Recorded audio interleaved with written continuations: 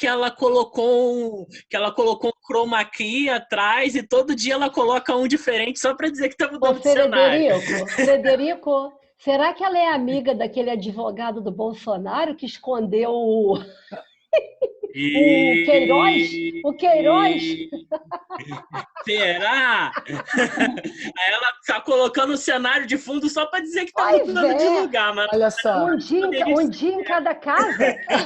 Você está na secretaria hoje, Não, Paloma? não. Ah, Eu vou contar para vocês que vocês são meus amigos. Eu mudei ontem.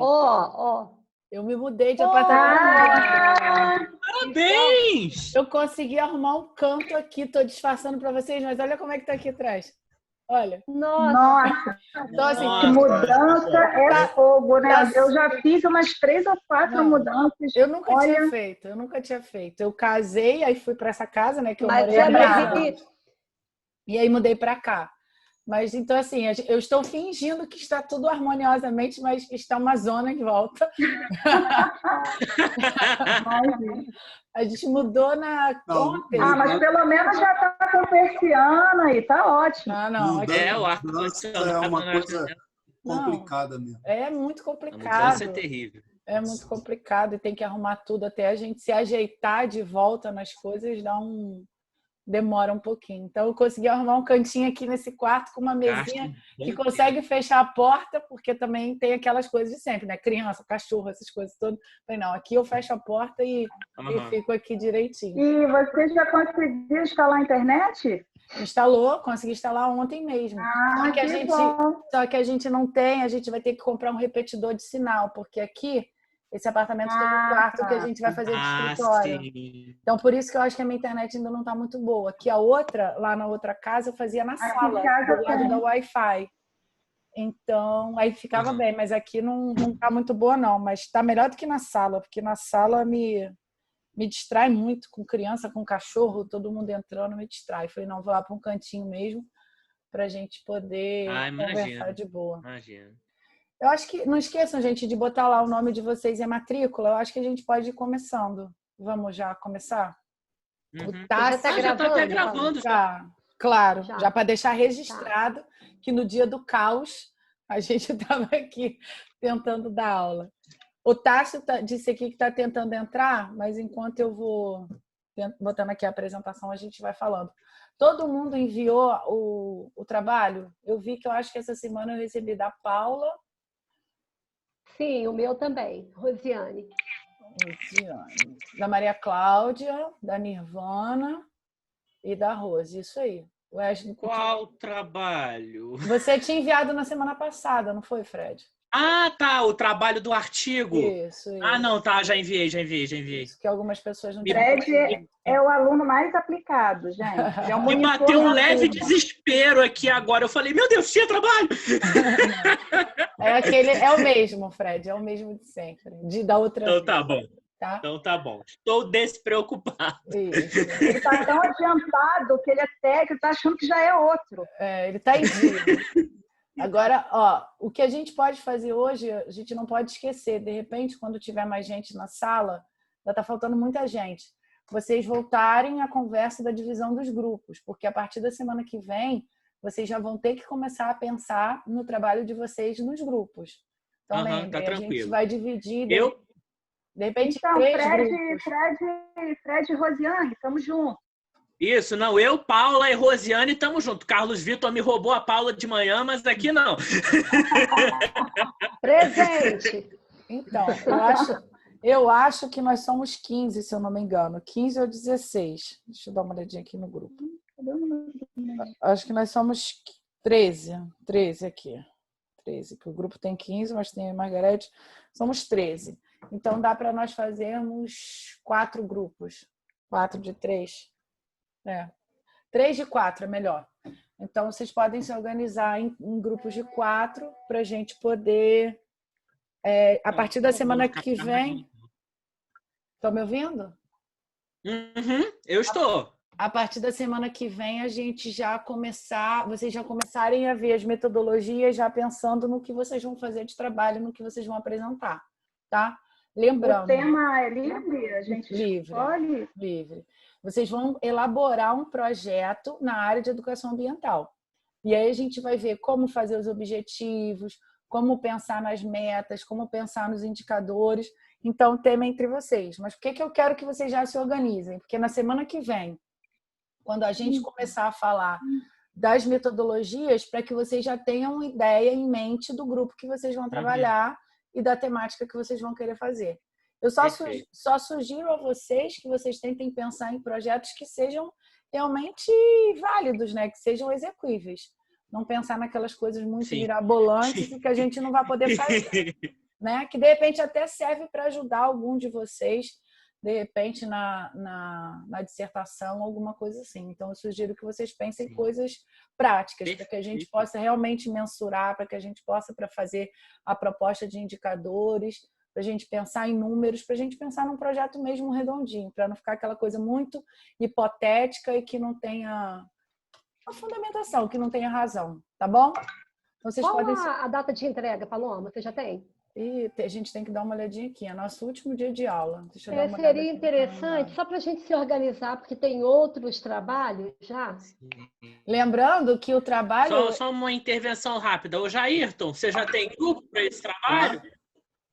Você já tem grupo para esse trabalho? Não, tem não. Então faz com a gente então, poxa. Tá bom. Obrigado. Tá bom, nossos 4 já estão definidos. Tá ótimo. Essa apresentação de vocês vai ser ótima. Jairton, Frederico e Paula no mesmo grupo vai ter que ser uma aula só para vocês falarem, né?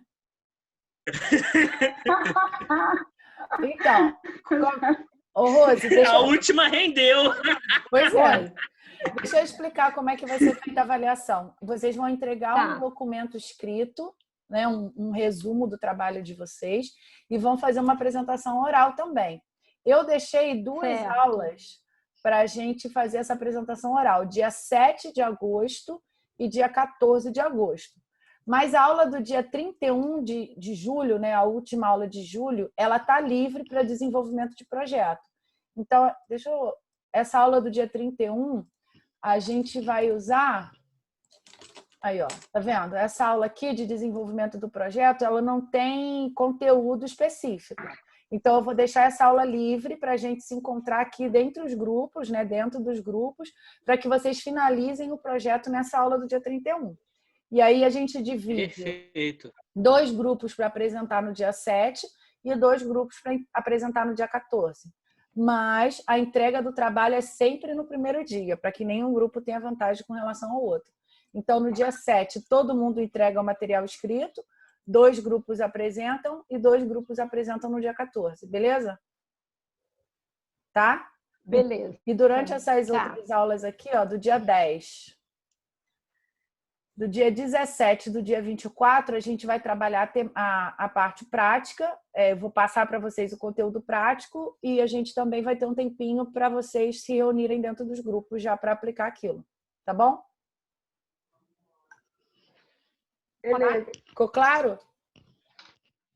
Sim. Claríssimo. Então, entrega início de agosto. 7 e 14 de agosto a gente faz a entrega do material, tá bom? Isso aí. 7/8, entrega de todo o material escrito e 2 grupos se apresentando. Exatamente. E dia 14/8, mais 2 grupos se apresentando. Que podem ser vocês, inclusive, já que vocês já estão aqui, não tem por que se opor, né? Já pode ser o primeiro grupo, vocês já se apresentando. Não, beleza. Não, tá ótimo. Quanto mais rápido, melhor. A gente vai eliminando. Né? A Fred e a Rosiane são os mais aplicados, com certeza. Não, a gente vai ser o primeiro. Não pode engavetar nada, senão a gente não dá conta. Tem que executar, não tem jeito. Tem que executar. E o bom de você apresentar primeiro é que ainda não tem muito parâmetro de comparação, então é mais fácil. Mas não para a professora, ela vai ser exigente do mesmo jeito. Eu sou chata pra caramba com a apresentação, pra caramba. Ah, mas Tá isso é vendo? bom. Isso é bom. vendo? Isso é muito bom. Tem que entregar texto direitinho, tem que preparar PowerPoint, tem que todo mundo falar, todo mundo se colocar. Ainda mais a gente que não é mais criança, né? Todo mundo já sabe como fazer. Então, beleza, pessoal. Então, acho que quem já tinha que entrar já entrou. Acho que hoje seremos nós mesmos, então vamos lá começar. A gente vai falar hoje um pouquinho, eu não sou advogada, mas a gente vai falar um pouquinho sobre a Política Nacional de Educação Ambiental. Por que eu acho legal a gente falar sobre... Eita, vamos lá, colega. Sobre lei. E a ambulância passando aqui, vou desligar meu áudio. Por que eu acho legal a gente falar sobre lei? É importante a gente falar um pouquinho sobre a política nacional para a gente entender o que ficou registrado na legislação como obrigatoriedade. O que ficou registrado lá na legislação federal, política nacional, como obrigatoriedade de ação dentro do processo de educação ambiental. O que vem a ser políticas públicas? Aí a gente tem lá, política, do grego limite. É uma arte, né, de definir os limites, de definir o bem comum. E qual é o grande, digamos assim, o grande desafio das questões de políticas públicas, né? É você conseguir conciliar o que a gente tem de pluralidade dentro da nossa comunidade, do qual essa política pública ela é destinada, com a necessidade de você igualar o nível de conhecimento ou aquela ação que você pretende. Então, por exemplo, quando a gente fala de, sei lá, saindo um pouquinho da questão da educação ambiental, de saneamento básico, qual seria a melhor forma de você pensar uma política pública, no meu ponto de vista, tá? De saneamento básico. O que vocês acham? Como é que a gente pode pensar em políticas públicas de saneamento básico? Uma temática fácil que todo mundo consegue falar sobre. Hein, pessoal? Primeiro, você tem que pensar numa forma de ação, numa forma de projeto que atenda à pluralidade da comunidade de uma cidade, por exemplo, de um município. Então, por exemplo, todos vocês conhecem, nem que seja de maneira genérica, o Rio de Janeiro, a cidade do Rio de Janeiro. A cidade do Rio de Janeiro, a gente tem a praia, a região de planície, a gente tem o morro dentro da cidade, as favelas. Então, a gente tem os bairros mais afastados do centro, as comunidades mais afastadas do centro. Então, a gente tem que pensar, o gestor público ele tem que pensar uma forma de resolver essa situação de maneira que você atinja de maneira igualitária toda aquela sua comunidade. Então, o grande desafio das políticas públicas é você pensar ações que sejam efetivas e eficientes para toda a comunidade. Tem como pensar? Às vezes não tem. Não tem como você pensar política pública de maneira igual. Por exemplo, você não pode pensar, falando ainda da questão do saneamento, você não pode pensar formas de saneamento básico, por exemplo, para um bairro reto, um bairro plano, a mesma forma de uma montanha, de uma encosta. Então, você tem que pensar políticas diferenciadas de maneira que garanta o acesso àquelas duas comunidades. Voltando para a questão da educação ambiental. Para a gente pensar a educação ambiental enquanto política pública, a gente tem que pensar tanto nas pessoas que têm acesso à educação formal, como a gente está tendo nesse momento, quanto as pessoas que não têm acesso ao tipo de educação formal. Então, a gente tem que colocar na lei, a gente está falando de política nacional, a gente está falando de lei federal. A gente tem que garantir na legislação federal formas de conhecimento, formas de disseminação do conhecimento de maneira igualitária. Ficou claro para vocês o que é o papel do gestor público, qual é a função da política pública? Isso, acessibilidade. Exatamente, garantir igualdade, garantir acessibilidade, garantir o acesso de maneira igualitária, mas levando em consideração as características únicas de cada grupo. E seguindo aqui mais um pouquinho, o que é uma política pública voltada para a educação ambiental? Primeiro, ela tem que pensar essa questão, entre benefícios e prejuízos do uso da natureza. Então, a gente tem que permitir, o gestor público ele tem que pensar de forma que ele consiga garantir, lembrando, como a gente já falou em aulas passadas, né, que a nossa sociedade, né, a economia brasileira, a economia nacional, ela é uma economia ainda muito de extrativismo, então a gente ainda retira muita coisa do ambiente, então a gente traz alguns prejuízos, alguns danos para o meio ambiente por essas questões. Em contraposição, o gestor público ele tem que pensar formas de você repor, de você devolver esse recurso, que a gente sabe que não pode ser devolvido da mesma forma. Não estou falando em, sei lá, fazer uma exploração de minério e você repor o minério. Mas você tem que pensar uma forma de mitigar, de compensar ambientalmente essas ações. Compreender quais seriam esses problemas ambientais, né? Como eles se originam, qual a necessidade e a utilidade em alguns momentos desses problemas ambientais, e você superar, você mitigar. E o mais importante, no meu ponto de vista, é esse último ponto aqui, ó, direcionar para a cidadania ativa, dando, né, resgatando essa questão do pertencimento e da corresponsabilidade. É quando você consegue convencer a sociedade e a comunidade que o problema ambiental, por mais que ela não seja o causador direto, ele é responsável por ele. Seja utilizando produtos provenientes daquela matéria-prima que está sendo utilizada de maneira inadequada, seja comprando, consumindo muito material que extrai muito material da natureza. Algumas aulas atrás o Jairton falou sobre a questão das madeiras, né? Que nem todas que eram utilizadas antigamente têm sido utilizadas mais, porque são madeiras nobres, madeiras que não podem mais ser retiradas do meio ambiente. Então, quem compra essa madeira ainda hoje, que com certeza a gente consegue encontrar no mercado, quem compra essa madeira, por mais que ele não vá lá no local... A mamãe está trabalhando. Por mais que ele não vá lá no local, em loco, fazer a extração da madeira. Filho, você tem que ir lá com o papai agora, a mamãe está trabalhando aqui. Não, a gente estava lá no quartinho. Uma pequena interrupção. Desculpa. Então, por mais que a gente não vá no local fazer a extração desse material, o consumidor final ele é responsável por isso. Então, se eu estou comprando uma peça de madeira nobre porque eu tenho um poder aquisitivo melhor, porque eu tenho condições de pagar o preço, eu tenho que entender que eu sou responsável, sim, por aquele grau de desmatamento.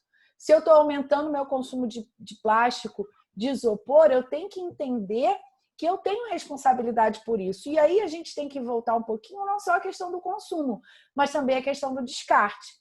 Então, se eu uso muito plástico, eu estou sendo responsável pela exploração maior da indústria do petróleo e eu sou responsável também pelo descarte desse produto lá no final. Então, essa questão de você despertar a sensação do pertencimento e da corresponsabilidade na sociedade é muito importante. E aí, como é que as políticas públicas, principalmente para a educação ambiental, buscam trabalhar? Através de ações coletivas e organizadas. Onde vocês lembram dessas historinhas todas que nós ouvimos falar sobre educação ambiental que fala de ação coletiva e organizada? Qual foi o grande evento que nós tivemos que falou ou que tocou nessa questão de ação coletiva e organizada da sociedade? Hein? Você está falando o quê? Desde as primeiras, recentes ou as antigas? Qualquer uma que você lembrar. Depende do ponto de vista do que é recente e do que é antigo, Paula. Fala o que você está... Teve a Agenda 21. É Isso? isso? Exatamente. Então, quando a gente volta lá na Eco 92, a gente vê que lá a gente já começou a falar um pouquinho sobre isso, lembra? Que nós tivemos a grande mobilização social, que tivemos o grande encontro das ONGs, onde nós tivemos uma participação ativa da sociedade, ativa e organizada. Então, é importante que a gente fale sobre essa temática e que a gente deixe isso registrado nas políticas públicas, sejam estaduais, ou sejam federais, estaduais ou municipais. Beleza? Lá, agora a gente vai falar um pouquinho como é que foi, né? Como foi tratada a educação ambiental antes da política nacional. Porque a política nacional vocês vão ver que é bem recente. Mas antes da política nacional, a educação ambiental ela já era falada nos outros dispositivos legais. Então, por exemplo, eu coloquei como um marco inicial. No Código Florestal, lá de 1965, no artigo 43, ele já falava sobre a Semana Florestal. Ele não dizia exatamente o que era, mas ele dizia que tinha uma semana que deveria livre, que não tinha época específica, mas uma semana que deveria ser comemorada obrigatoriamente em todas as escolas e nos outros estabelecimentos públicos. Então, ele já falava que você precisava levar alguma coisa de meio ambiente para as escolas. Então, a gente já tem aqui um primeiro registro da fala do ensino sobre a natureza, podemos dizer assim. Então, lá no primeiro Código Florestal, já tinha essa questão de falar da Semana Florestal nas escolas. Na Política Nacional de Meio Ambiente, quase 20 e tantos anos depois, 20 anos depois, ele fala no artigo 2º, que trata dos princípios, né, do meio ambiente, da política nacional, ele fala da obrigatoriedade de se falar em educação ambiental para todos os níveis de ensino, inclusive a educação da comunidade. Então, ele fala em níveis de ensino, a educação ambiental formal e educação para a comunidade, educação ambiental não formal. Então, ele já trata dos dois princípios, das duas vertentes da educação ambiental, como estava lá na Carta de Belgrado. Vocês lembram daquela arvorezinha da Carta de Belgrado? Que fala da educação ambiental formal, que é essa das escolas, e da não formal, que é a capacitação da comunidade. Então, o objetivo da educação ambiental na política nacional era capacitar a comunidade para participação ativa na defesa do meio ambiente. A gente vê que antes da ECO 92, antes do encontro das ONGs, já se falava em participação ativa da comunidade. Já se sabia que educação ambiental não é na escola. Educação ambiental é com participação popular, com envolvimento da comunidade, agregando a sociedade para trabalhar junto com a gente. Alguém quer falar? Algum microfone aí fez barulho. O microfone tá problema. Vou seguir, então. Em 88, na Constituição Federal, lá no artigo 225, que fala, é o nosso artigo 225 da Constituição Federal, é o que trata do meio ambiente. Então, ele fala lá, todos têm o direito ao meio ambiente ecologicamente equilibrado, meio ambiente esse que é o bem de uso comum do povo e essencial à sadia qualidade de vida, impondo-se ao poder público, ou seja, ao gestor, ao governante, e à coletividade, ou seja, nós, o dever de defendê-lo e preservá-lo para as presentes e futuras gerações. Então, está lá no artigo 225 que o meio ambiente ele é um direito de todos e cabe ao gestor público e cabe à população e cabe à comunidade preservar. E dentro do parágrafo 1º ele fala que incumbe ao poder público promover a educação ambiental. Então está lá na Constituição Federal que cabe ao poder público promover a educação ambiental em todos os níveis de ensino. Então está garantida, é uma garantia constitucional que a educação ambiental seja difundida e trabalhada em todos os níveis de ensino para a conservação do meio ambiente. Em 92, lá na ECO 92, como a gente falou ali atrás, foi feita a Carta Brasileira para a Educação Ambiental. Teve um workshop com a participação do Ministério da Educação e Cultura, mais a sociedade civil, que era composto principalmente pelas ONGs nesse momento, onde foi aprovado essa terminologia, né? Incluíram esse parágrafo na Carta para a Educação Ambiental, que a lentidão da produção de conhecimentos, a importação de tecnologias adequadas e inadequadas e a formulação de políticas de desenvolvimento cada vez mais descomprometidas com a soberania nacional consolidam um modelo de educação que não responde às necessidades do país. O que a ECO 92 registrou nessa carta? Que apesar da gente já ter, vou voltar aqui uns slides, garantido na Constituição Federal, garantidos na Política Nacional de Meio Ambiente, garantidos no Código Florestal, quase 30 anos já, falando de educação ambiental, em política nacional, em Código Florestal, na Constituição Federal, ainda nada estava sendo feito que consolidasse, ou seja, que garantisse um modelo educacional que realmente preservasse o meio ambiente, que realmente deixasse claro a necessidade de você difundir conhecimento e você convencer a comunidade de que era necessário a preservação ambiental. Então, isso ficou lá registrado na Carta para a Educação Ambiental como um dos frutos da ECO 92. Ainda nessa carta, eles fizeram, essa carta é uma carta gigantesca, E aí tem várias informações, né, diversas nessa carta, aquelas considerações todas, aquelas recomendações comuns desse tipo de documento de gestão pública. E o que a gente tem de mais importante é que ele orienta que o Ministério da Educação e as instituições de ensino superior definam metas claras para a inserção da dimensão ambiental nos currículos, a fim de estabelecer um marco fundamental para implantar a educação ambiental no ensino superior. Ou seja, eles viam que o MEC falava de educação ambiental, mas ele não tinha metas claras. Eu acho que a Carla chegou até a falar alguma coisa sobre isso na aula passada. Eles não tinham metas claras para definir como seria a implementação, a articulação da educação ambiental nos currículos. Então, a gente tinha cursos de áreas voltadas para as ciências ambientais e para as ciências da natureza que não tinham uma disciplina de educação ambiental. Você quer falar, Fred? Vocês estão me ouvindo? Sim. Eu tô ouvindo tranquilamente. Trava um pouquinho de vez em quando, mas tá tranquilo. Ah, tá. Se tiver ruim, vocês balançam a mão assim, tá? Porque eu não tô vendo vocês direito. Quanto tá travando? Tá, é que eu não tô vendo vocês direito.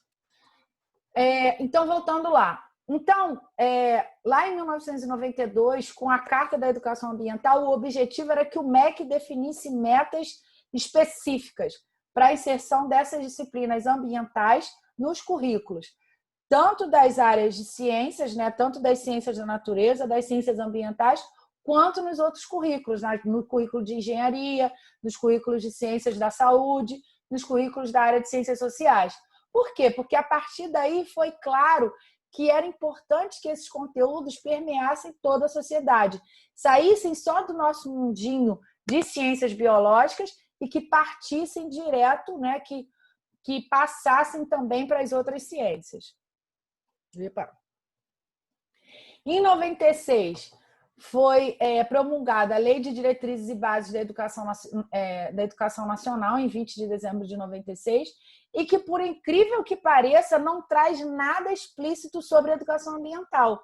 Ele fala sobre conhecimento da natureza, fala sobre conhecimentos do mundo físico, fala de realidade social, de realidade política, tanto para o ensino básico quanto para o ensino superior, mas ele não fala dessa forma clara, em métricas, em objetivos para a educação ambiental. Então, a gente tem a lei que orienta como deve ser o ensino nacionalmente para o ensino básico e para o ensino superior, que não trata sobre educação ambiental. Ele não fala. Ele expressa, eu coloquei aqui, né, conhecimento sobre o mundo físico e natural, da realidade social e política. O ensino superior está para estimular o conhecimento do mundo presente, em particular os nacionais e regionais, mas vocês veem que ele não fala de educação ambiental, ele não fala de conscientização, de mudança de paradigma, de mudança de ponto de vista, de interação social com o meio ambiente, de integração com a comunidade. Em 97, a gente teve a primeira Conferência Nacional de Educação Ambiental, onde a gente teve a consolidação daquelas orientações da Agenda 21, dos objetivos da Agenda 21, com a Carta de Belgrado. E aí a educação ambiental passou a ser um instrumento para o desenvolvimento sustentável. Vocês lembram que a primeira vez que a gente falou em educação ambiental para o desenvolvimento sustentável, essa temática foi a partir da ECO 92, onde a gente teve a disseminação desse conceito, que é você conseguir desenvolver de maneira sustentável. E aí eles observaram, né, durante essa conferência, que a gente tinha um problema sério, que o ensino no Brasil naquela época ele era tecnicista e fragmentado.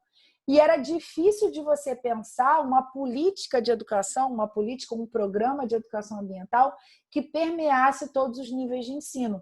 Que você falasse de educação ambiental, por exemplo, para o nível superior, ou para a gente na pós-graduação, que fosse diferente do que você está falando para a educação infantil, para a educação básica, para o ensino fundamental. Então, era difícil a gente conseguir construir uma ementa, um programa de ensino único que a gente conseguisse albergar todas as fases, todas as idades e todas as fases de desenvolvimento. Então, eles perceberam essa dificuldade durante a primeira Conferência Nacional de Educação Ambiental que aconteceu lá em 97. A gente está falando de 30 anos atrás. Foram aprovados novos parâmetros curriculares nacionais e que, nesse ponto, foi mais interessante, porque ele começou a dizer que alguns temas, algumas temáticas deveriam ser tratadas de maneira transversais. Vocês lembram o que é uma transversalidade, um tema que deve ser tratado de maneira transversal? Lembram, né? Quem quer falar?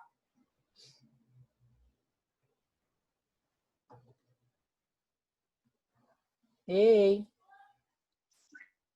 É quando você não foca só em uma disciplina, vamos dizer assim, né? Quando você passa por várias... a parte política, econômica, social, e passa por várias outras disciplinas também, né?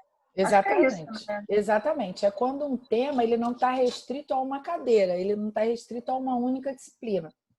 Porque antigamente achava-se, acho que até na nossa formação aqui foi assim, né?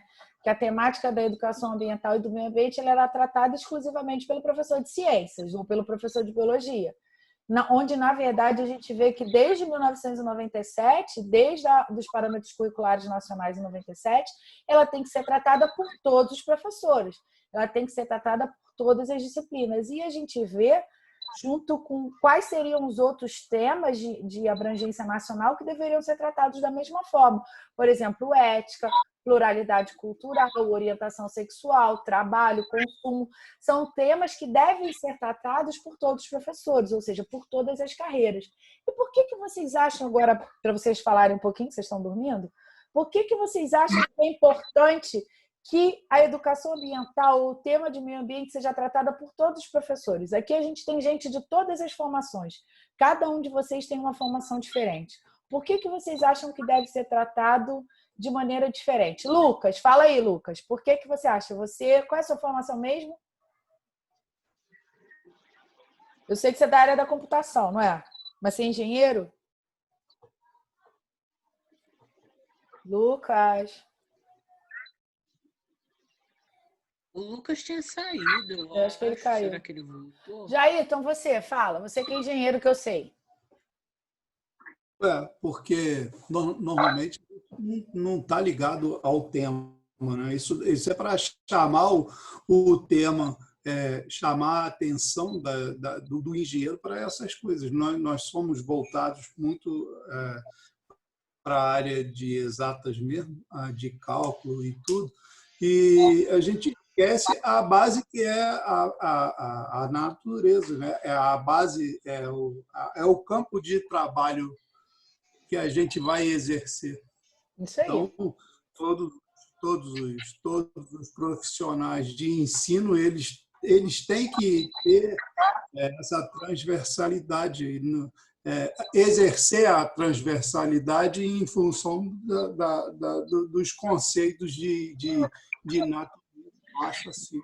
Eu acho, eu vou até além do que você disse, eu nem acho que só os profissionais de ensino, não. Porque nós, enquanto profissionais de ensino, acho que a gente tem que ter a capacidade justamente de ensinar, orientar o aluno em qualquer temática. Claro que em relação ao seu nível de conhecimento. Mas eu acho que nós, enquanto profissionais atuantes, profissionais técnicos, que você é um profissional técnico, você é um engenheiro, é um profissional técnico, você pode atuar como profissional de ensino, mas você é um profissional técnico. A gente também tem que ter esse conhecimento, né? A gente precisa conhecer, nem que seja um mínimo, um básico sobre questões ambientais e sobre o meio ambiente também. Então, por isso que é importante, ou por isso, né, que dentro dos PCNs, a área de meio ambiente, eles orientam que isso seja permeado por todas todas as cadeiras. Até porque, como não é uma temática só relacionada à sua área de atuação profissional, ela está relacionada também com a sua vida pessoal, digamos assim, né? Que assim, desde o momento que a gente nasce, que a gente existe, a gente já está causando um impacto ambiental. Então, eu acho que é uma oportunidade também de você formar pessoas mais conscientes. Você, como um engenheiro, você pode orientar o uso de alguns materiais que são menos poluentes, que causam uma degradação ambiental menor, que geram sei lá, pensar um projeto que gera menos resíduo. Isso tudo está relacionado com a sua área profissional técnica, não de ensino.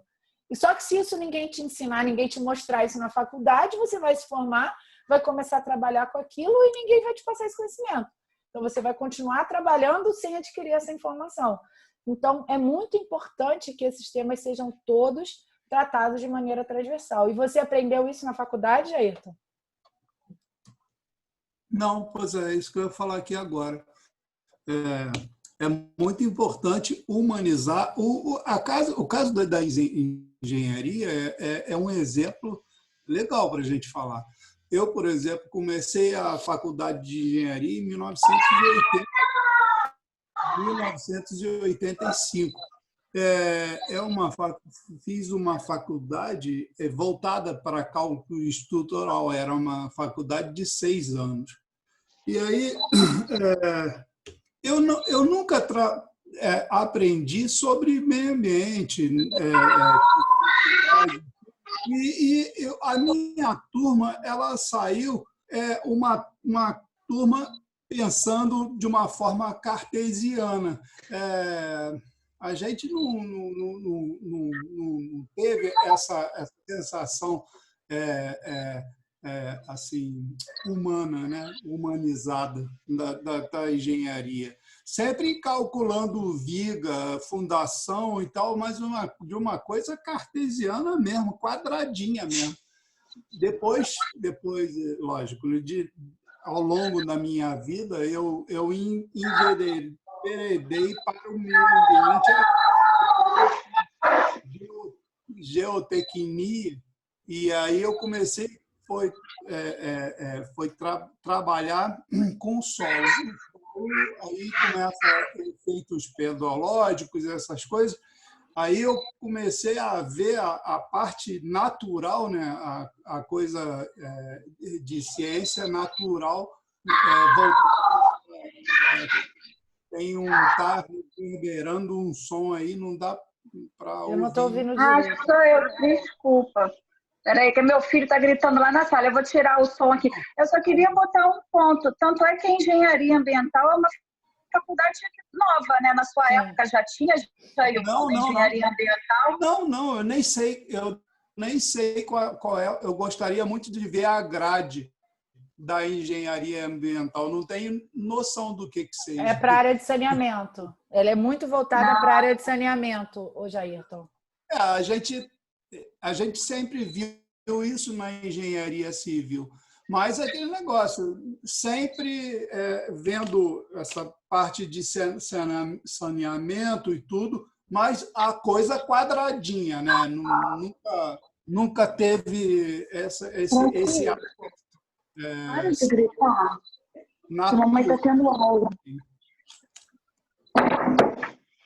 Inclusive, tem um tema que se usa muito hoje, que é mitigação. Você falou no início da aula e que hoje se usa mitigar e mitigar que quer dizer suavizar, né? Suavizar, dar um efeito lenitivo nas coisas. Eu não sou a favor disso, não. Eu nem uso o termo mitigar. Tá? Eu acho que tem que ser cana dura em cima Jair, estou sempre polêmico. Eu acho, inclusive, que a educação ambiental não deve nem falar em mitigação. Deve dizer que tem uma lei de crimes ambientais. Sim, com certeza, com certeza.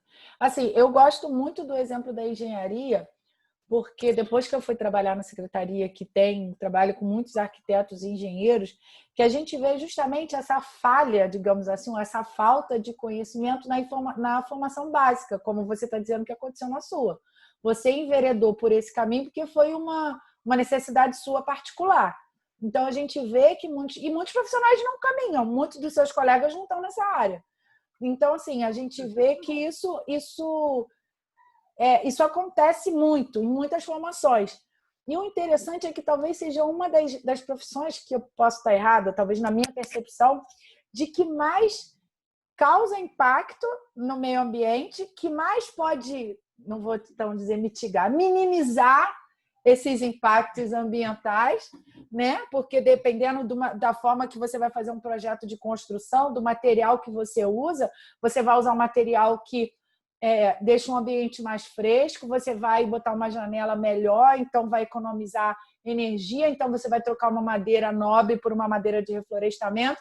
Então, assim, é super ambiental. Então, talvez uma das disciplinas não ambientais, não lá das áreas das ciências ambientais, mas que talvez tenha um impacto enorme e possa minimizar muito. Então, eu gosto muito de usar esse exemplo da engenharia, porque eu sei também que muitos profissionais não têm.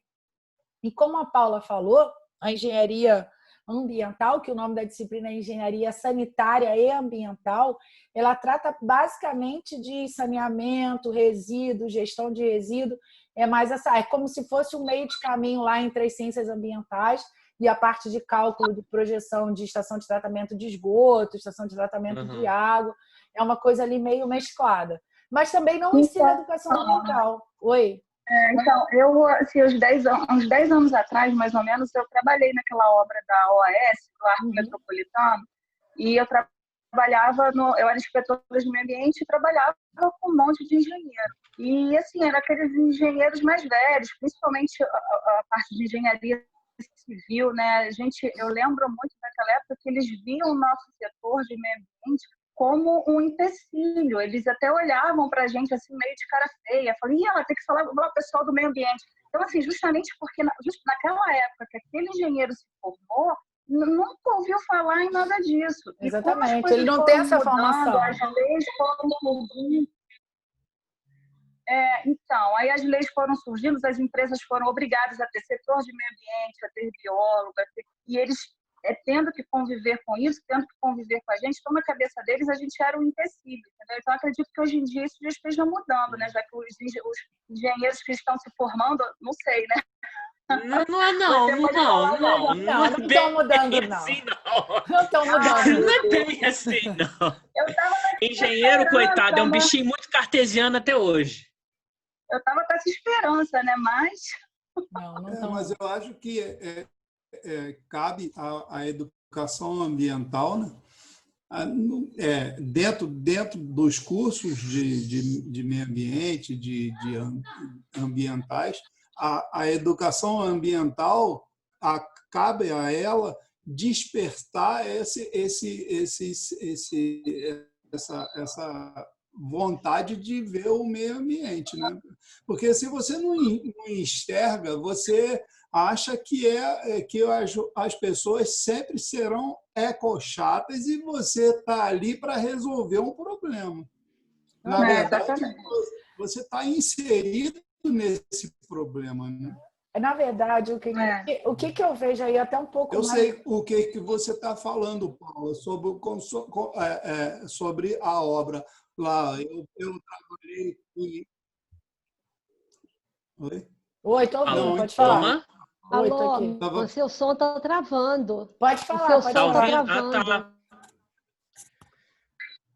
Não, então, a Paula falou da obra que ela trabalhou, onde os engenheiros velhos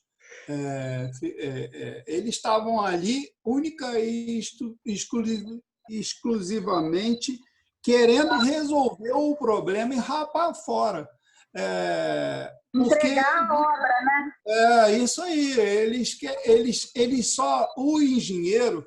E eu sei disso porque eu sou engenheiro há 30 anos. Trabalhei em obras enormes que não vem ao caso aqui agora. Então, eu sei exatamente como pensa o engenheiro. Ele só olha uma curva,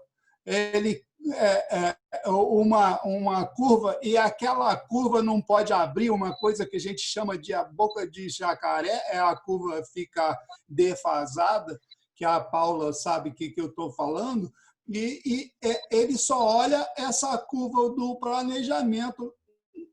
Ele atropela qualquer tipo de coisa. E, principalmente, o pessoal MS, esse pessoal é pisado pra caramba. É verdade. Isso precisa andar para frente. Claro, hoje a gente tem a gente realmente tem empresas que fizeram muito por isso, principalmente para quem está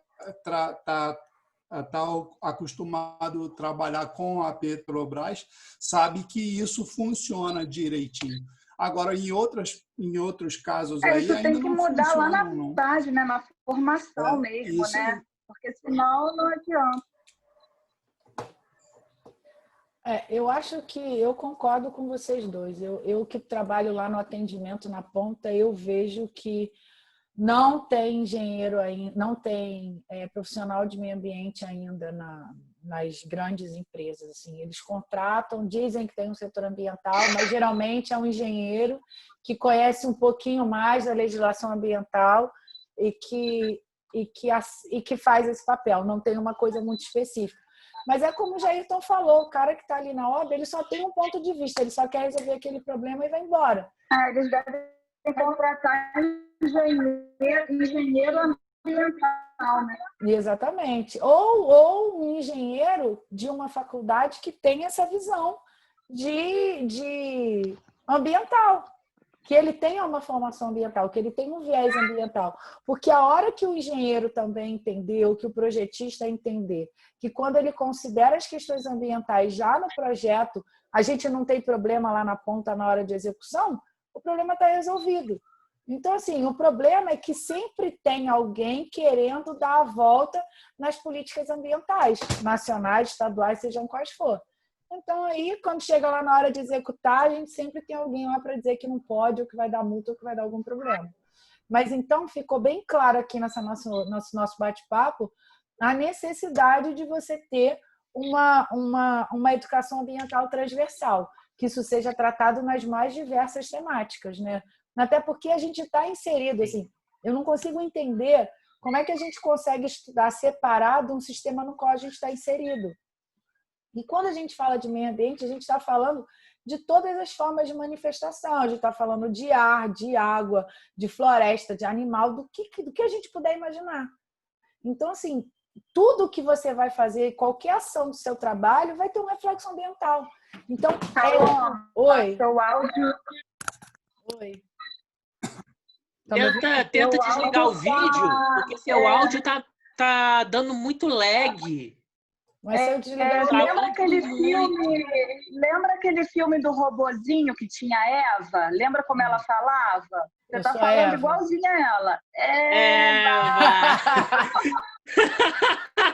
Mas se eu Mas pior que tá mesmo. Deixa eu ver. Se eu interromper o vídeo, vocês continuam assistindo? Continuam assistindo? Vocês veem a tela? Sim. Ficou melhor? Sua tela continua. A tela continua. E vocês estão me ouvindo melhor? Ah, mas a gente quer te ver também. Pô. Daqui a pouco eu apareço. Melhorou um pouquinho. Então, melhorou mesmo. Vamos lá. Semana que vem eu já estou com o repetidor aqui, mas essa aula fica boa. Vamos lá. Tá, falar agora ótimo. sobre a Política Nacional de Educação Ambiental, que foi promulgada em 27 de abril de 99, a Lei 9.795. Então, por mais que a gente fale que a gente não tem formas de consolidar a educação ambiental no país, a gente tem uma legislação nacional, ou seja, uma legislação federal, que diz como a gente tem que fazer isso. Então, a Política Nacional ela é dividida em 4 capítulos, onde a gente tem, né, o primeiro capítulo que fala de uma maneira genérica, a segunda parte que fala de como ela deve ser, como é que ela orienta a política de educação ambiental, o terceiro item que fala de como ela deve ser executada, como ela deve ser implementada nos estados e nos municípios, e um capítulo de disposições finais. Eu trouxe só o destaque, né, o que a gente tem de mais importante na política. Quem tiver curiosidade e quiser, eu posso mandar a lei para vocês depois com as suas alterações. Então, vamos lá. O que fala? Oi, tá ouvindo? Uhum.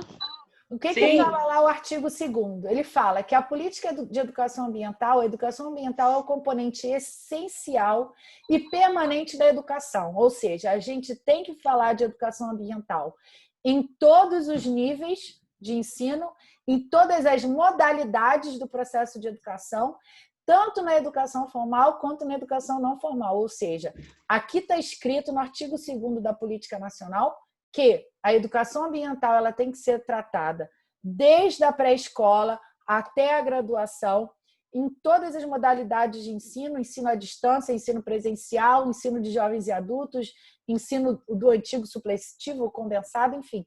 Tem que se falar de educação ambiental em caráter formal, que é isso que nós estamos tendo, e através de projetos, trazendo a sociedade para junto, que é o caráter não formal. Só abrindo parênteses, quando vocês forem fazer o trabalho de vocês, tentem levar em consideração essas duas formas de educação ambiental, tanto a educação ambiental formal quanto não formal, para vocês trabalharem no projeto de vocês. Artigo 3º, ele remete lá na questão dos artigos da Constituição Federal, que ele fala que cabe ao poder público definir políticas públicas que incorporem a dimensão ambiental em todos os níveis de ensino. Ou seja, o Ministério da Educação, que agora é só educação, não é mais cultura, né? O Ministério da Educação deve definir políticas que incorporem a educação ambiental dentro dos parâmetros curriculares, dentro das temáticas que vão ser trabalhadas em todas as séries, em todos os níveis de ensino e também nos projetos anuais dos colégios, das escolas. Então, é obrigatório que isso seja feito, que a gente considere a definição de políticas públicas nessas ações. As instituições educativas, elas devem promover a educação ambiental de maneira integrada aos programas educacionais que elas estão desenvolvendo. Então, a gente tem que ter programas de educação ambiental nas escolas e em todas as outras instituições educativas também. Cabe aos meios de comunicação em massa disseminar informações e práticas educativas. Então, a mídia também tem um importante papel na disseminação das informações sobre a educação ambiental. Então, não cabe só às escolas, como a gente estava vendo, não cabe só ao poder público, mas cabe também à mídia auxiliar na disseminação desse tipo de informação. Além disso, empresas, entidades de classe, instituições públicas e privadas devem desenvolver programas destinados à capacitação dos trabalhadores, visando a melhoria e ao controle efetivo sobre o ambiente de trabalho. Então, por exemplo, todas as instituições elas precisam desenvolver programas ou projetos de educação ambiental visando orientar e capacitar os seus trabalhadores a práticas de educação ambiental. Então, por exemplo, um hospital, uma instituição de atendimento de saúde, ela deve ter cursos de capacitação profissionais para todos os profissionais, em todos os níveis, que oriente os profissionais como, por exemplo, tratar os resíduos, separar os resíduos de serviços de saúde específicos, fazer a segregação correta diretamente na fonte. Então, isso é uma obrigatoriedade das empresas capacitar esses trabalhadores, mesmo que, lembrando, não estejam diretamente ligadas a práticas ambientais. Então, sei lá, deixa eu dar um exemplo. Um grande escritório de advocacia, por exemplo, em tese, ele não está direcionado a nenhuma prática específica de educação ambiental, né? Ele, num escritório de direito, um grupo de direito, ele não necessariamente trabalha com educação ambiental. Mas lá pela política nacional, ele é obrigado a fazer uma capacitação ou a desenvolver programas de capacitação dos seus funcionários para diminuir o consumo de copinho plástico, por exemplo, usar menos papel, segregar o resíduo. Então, a política nacional obriga que todo o setor público e privado desenvolva essa capacitação aos seus trabalhadores. As empresas que vocês trabalham ou trabalhavam faziam essas capacitações? E aí, galera, fazia ou não fazia? Bom, uma das empresas que eu já trabalhei fazia umas orientações. Quem está falando? Em relação à dispersão de... Renato. Oi, Renato, fala. É porque eu não vou abrir vídeo, não, senão vai sobrecarregar seu sistema aí. Então, o que acontece? Algumas das instituições que eu já trabalhei faziam, sim, orientações em relação ao descarte de materiais descartáveis e tudo mais, mas nunca uma coisa assim muito com uma posição mais criteriosa, vamos dizer assim. Uma coisa bem, estamos fazendo, Só para cumprir, só para né? seguir métodos. Isso aí. Isso, mas não uma coisa assim que realmente viesse a impactar aqueles colaboradores. Então, o que eu enxergo nisso tudo é que há muita falta de interesse em implementar essas condutas, porque não tem um profissional da área ambiental à frente dessa conduta. Entendeu? Sempre alguém que pegou aquela proposta e vai seguir. Tá? Mas não é um profissional que sabe realmente o quanto aquilo vai impactar e quanto aquilo vai ter de resultados. Exatamente. E algumas vezes a gente vê, como você está bem falando, eles dizem que isso é mimimi de ambientalista, mas a gente vê que muitas vezes a pessoa que está desenvolvendo essas políticas, ela não tem a capacitação técnica mínima para desenvolver esses programas. Então, por isso que fica essa coisa bem ampassão, como você está falando. Fica uma coisa genérica. Ela fica sobrecarregada. E fica uma coisa genérica. Exatamente. Essa pessoa, na verdade, professor, ela acaba pegando um serviço para realizar e fica sobrecarregada, porque, na verdade, não é da área dela. Isso né? aí. E isso quem pega muito para fazer é o pessoal da CIPA.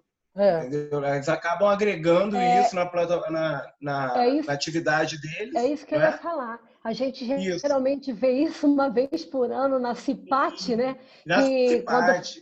Quando faz a segurança do trabalho, indiretamente ligada aí a algum profissional que fale sobre o meio ambiente, o impacto que aquele material todo que a gente utiliza e descarta, né? De maneira errônea, né? No meio ambiente pode causar, mas uma coisa bem superficial mesmo. Pois é, uma coisa que assim me desagrada muito quando a gente fala sobre esse tipo de treinamento que vocês estão falando, é que a gente parece que meio ambiente é só economizar papel, copo plástico e descartar resíduo corretamente. A gente uma vez por ano. Exatamente. Uma vez por ano. A gente não se esqueça disso. Exatamente. E a gente vê que dependendo de uma empresa, você tem tantas outras formas de degradação ambiental que estão acontecendo ali e que aquilo não é trabalhado. Então, por exemplo, você às vezes chega num setor, está o ar-condicionado lá no 17 e todo mundo de casaco. Isso é um programa, um projeto que a empresa podia desenvolver. Pô, se tem 10 pessoas, as 10 estão de casaco, é porque o ambiente não está confortável para elas, concordam? Então, por que aquele ar-condicionado está naquela temperatura tão baixa? Está gastando energia, está consumindo lá o gás do ar-condicionado, está deixando um ambiente desagradável. Isso é meio ambiente também. Isso deveria também ser tratado. Então, assim, você usa uma sala que a pintura é muito escura e inadequada. O conforto visual ali está inadequado, está ruim. Então, você tem que acender luz. Tudo isso é política ambiental que deve ser trabalhada. Não é só separar papel, não é só separar copinho, como muitas empresas trabalham. Então, Paloma, eu acho que é por isso da importância de um setor de meio ambiente numa empresa. Nas 2 empresas que eu trabalhei, eu mesma era responsável por fazer a integração dos funcionários. Todo funcionário que entrava, a gente formava uma turma e eu apresentava toda a parte ambiental e a parte de meio ambiente da empresa. Onde, assim, como eu trabalhava com obra, né, em locais que podia aparecer cobra, ou então muitos daqueles funcionários, muitos deles caçavam passarinhos na obra para botar dentro de gaiola, então eu tinha que explicar que aquilo é lei, é crime ambiental, que federal. A empresa era passível. A empresa era passível de multa, fora todas as outras coisas, né? Essa parte de descarte. Então, assim, eu ficava mais ou menos 1 hora falando com esses funcionários, explicando toda a parte ambiental, tanto da empresa como de uma maneira geral, entendeu? Então, acho que é por isso da importância de um setor de meio ambiente dentro das empresas, tá? Aí a importância, né? Não, com certeza, mas a gente costuma ver isso, Paulo, em empresas de maior porte. A gente vê isso em empresas de grande porte, a gente vê isso em Petrobras, a gente vê esses tipos de profissionais, empresas que, além de terem um compromisso ambiental, digamos assim, mais regular, são empresas que sabem que são passíveis de multa. Então, para ela, é melhor ela manter um profissional técnico lá na sua folha de pagamento e que, caso aconteça alguma coisa ao profissional que vai ser responsabilizado, do que ela ignorar aquela ação, você pega com um funcionário num crime, enfim, e ser multado em alguma situação assim. Mas nas empresas pequenas, a gente vê que esses programas de educação ambiental eles não são desenvolvidos. É como o Renato e a Rose falaram, é uma palestrinha uma vez por ano de 1 hora e pronto. Ticando esse item, nós cumprimos com a nossa obrigação. Mas a gente vê que... Exatamente, assim. E é interessante para a gente ver que isso também é uma lei federal. Política nacional é uma lei federal que também deve ser cumprida, assim como a lei de crimes ambientais. A diferença é... Oi? E tem outra coisa também. Na verdade, nessa semana do meio ambiente, da CIPAT, é um convidado que vem implementar essa palestra, falar sobre o meio ambiente, tudo mais isso aqui, e ele vai embora. Então, na verdade, não tem um trabalho que vai realmente reduzindo, não tem metas pré-estabelecidas para o ano. Não dá continuidade, né? Isso, não, tipo, gastamos menos copo, até porque é isso que se fala muito, né? Copo, papel, isso e aquilo. Mas, olha, com o trabalho que nós conseguimos realizar, realmente reduziu o número de copo. Você não tem nem dados estatísticos que realmente houve mudanças pertinentes naquilo que você está colocando nessa palestra. Então, olha só, a gente está falando da falta da sensação de pertencimento. Eu falei isso lá no primeiro slide como política pública, lembra? Primeiro ou segundo slide. Você não se sente representado pela pessoa que está indo ali dar a palestra para você. Por mais que ele seja uma pessoa tecnicamente capacitada, ele não faz parte do seu dia a dia na sua empresa. Ele não sabe como funciona a sua empresa ali no seu dia a dia. Então, por mais que ele seja um profissional de alto gabarito para dar essa temática, para falar sobre isso para você, ele não tem a vivência do dia a dia. Então, você não se sente representado por ele. Você não tem um efetivo programa de educação ambiental. Você não tem a continuidade daquele projeto. É uma coisa pontual. Isso é efetivo? Claro que não.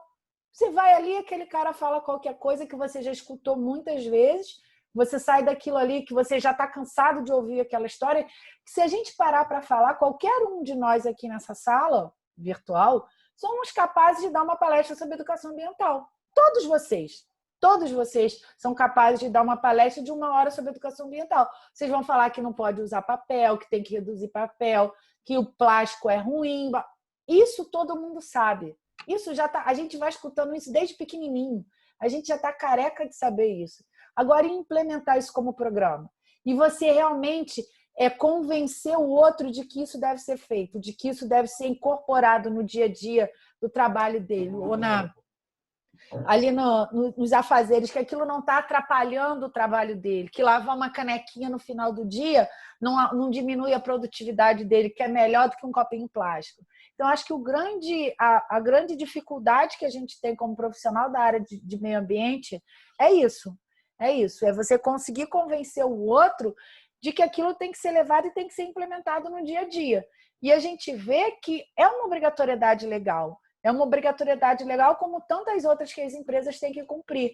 Agora fica a pergunta, por que será que as empresas cumprem as outras e não cumprem essa obrigatoriedade legal? Então, acho que mas o mais importante aí, Paloma, é o livro ATA. Já ouviu falar? Registra-se ali a palestra que foi dada, cumpriu-se um protocolo e manda para o Ministério do Trabalho. Foi isso que eu tudo disse. Certo. Exatamente. Mas isso não. Mas sabe o que acontece? Isso não muda. Esse tempo, Rose, está acabando. Sabe por quê? Porque as empresas estão começando realmente a serem responsabilizadas. Vocês já ouviram falar, eu acho que alguns de vocês já têm ouvido falar, nos grandes geradores de resíduo? Na taxação extra dos grandes geradores de resíduos? Já ouviram? Ó, Jairton já balançou a cabeça. Não. O que é? Isso... Então, por exemplo, nós, moradores na nossa residência, a gente paga um valor para a prefeitura, para a empresa, coletar o nosso resíduo doméstico. Ok. Uma empresa pequena, o cara tem lá um restaurantezinho pequeno, uma lanchonete. Ele não precisa pagar uma taxa extra. Se ele tem um restaurante grande para 200, 400 pessoas, ele tem que pagar uma taxa extra para a prefeitura, porque ele é considerado um grande gerador de resíduo. Então, ele paga mais por isso. Então, o empresário, como ele sabe, o município que cobra, porque tem município que deixa para lá. O município que cobra para o empresário é muito mais eficiente se ele conseguir convencer os trabalhadores deles a produzir menos resíduo. Porque, vamos supor, um quilo de lixo comum, sei lá, custa 50 centavos. Um quilo de lixo de um grande gerador custa 75. O cara vai querer economizar esses 25 centavos. Então, ele vai produzir menos resíduo para ele poder pagar menos na ponta. Então, ele coloca lá na ponta do lápis, então, para ele passa a ser mais vantajoso ele contratar um profissional que conheça da área, que saiba da área, para ele não ser taxado. É aquela velha máxima, só funciona quando dói no bolso.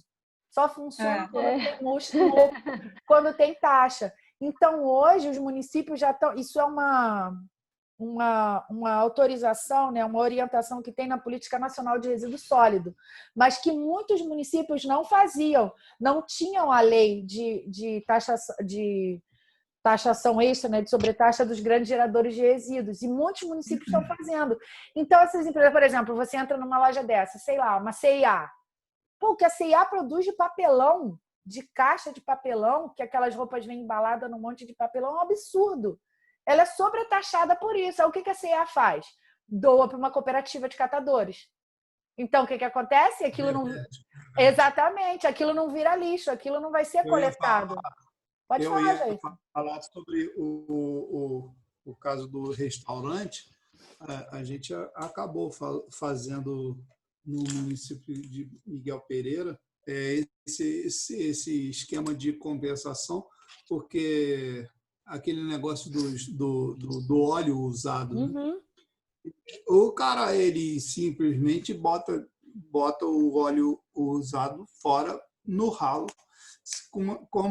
Quando você começa a sobretaxar, você dá a oportunidade para ele entregar o óleo usado para você de volta e aí fazer um esquema de compensação. Né? Exatamente. Vale a pena para ele e para o meio ambiente é super necessário. Ô Paloma, essa questão ambiental realmente ela só sofre impacto quando tem a questão econômica ligada, né? De um interesse ou outro. Eu me lembro que olha quanto tempo tem isso, né? Os próprios criadores, pessoas simples de comunidades que criavam porcos, que tinham chiqueiros, né, chamados chiqueiros, criavam porcos para consumo próprio, para vender, eles saíam colocando, olha que isso tem muitos anos, saíam colocando coletores, tipo tambores, na casa das pessoas para recolher aquele lixo que era lavagem, né? Restos de alimento para alimentar os porcos. E isso era uma forma, né, já era um processo seletivo desse lixo né, de residências, não é? Uma coisa bem primária, mas que já era feito, né? Você tá com a intenção... Você está falando que isso aconteceu há muitos anos. Eu morei em Cuba em 2015. Em Cuba, eles criam porcos em casa. Eles criam porcos em apartamento. Mas antigamente aqui no Brasil era assim. Quem tinha um quintal criava porco. E eles fazem exatamente isso que você está falando. E por mais que a gente que não cria nada, eu acho que porco come qualquer coisa, tem alguns tipos de alimentos que não pode dar ao porco, né? O animal não pode consumir. Então, quando eles botam esse baú, eles já sabem que aquilo vai para o porco, então eles já sabem que determinados alimentos não pode colocar ali. Então, olha só, são pessoas super humildes, né? Eu digo assim, não teve nenhum tipo de educação para isso, e que, na verdade, o fator econômico é que faz eles serem seletivos, entendeu? Não sei se eu concordo com você, não. Eu não concordo. Por quê? Porque quando a gente fala... Se eles estão captando um certo tipo de lixo, que era muito mais fácil as pessoas descartarem lixo comum para alimentar uma fonte de renda deles, porque eles vão criar porcos para se alimentar e para vender, para gerar capital. É uma forma de fazer isso, Entendeu? Mas assim, mas essas pessoas, elas muitas, né, não têm conhecimento técnico formal. Não tem. Não, Então, mas não tem. Eu mas estou te elas falando que de maneira bem rudimentar. Eles Mas o que fazem elas isso. têm é o conhecimento não formal. Elas Não sabem. formal. Exatamente, elas sabem, aquilo vem sendo passado durante gerações e gerações e gerações. Isso. Elas sabem que aquele determinado tipo de comida não pode dar para o porco. Então, quando a gente fala de educação ambiental, isso é um tipo de coisa que é valorizado. Por exemplo, o Jairton lembrou da questão do óleo.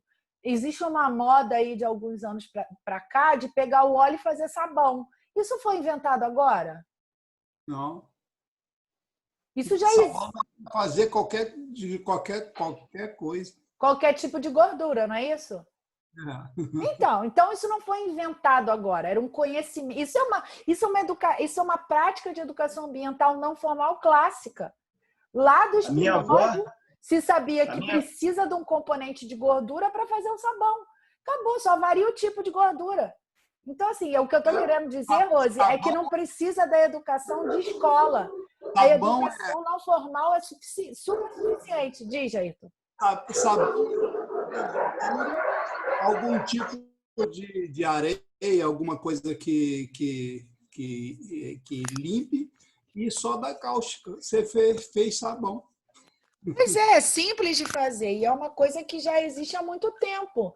Só que agora, com o aumento do óleo, né, que está sendo, que eu também acho que a gente não está usando mais. Agora a gente está dando a destinação correta, né? A gente está entregando, a gente está fazendo a destinação correta. Então, a gente lembrou-se de fazer sabão.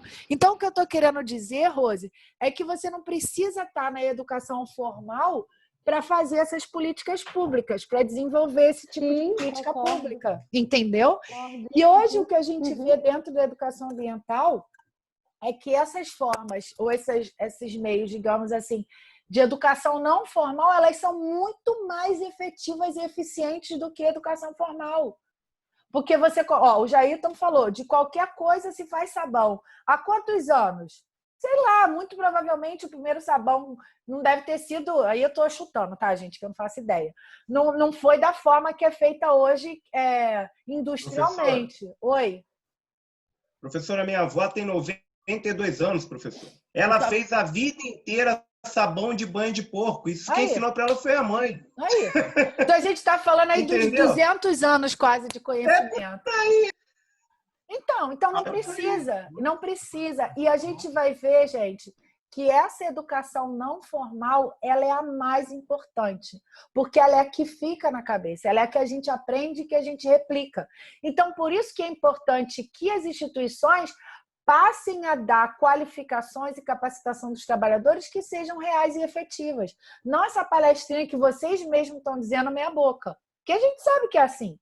Então, que realmente a pessoa entenda que tem que mudar o comportamento. Porque eu não consigo conceber que algum setor produtivo não se veja incluído ou fazendo parte de uma cidade, de um estado, de um planeta. E que ele veja que o que ele está fazendo não está causando nenhum impacto. Então, assim, isso precisa ser mais efetivo, precisa ficar mais claro.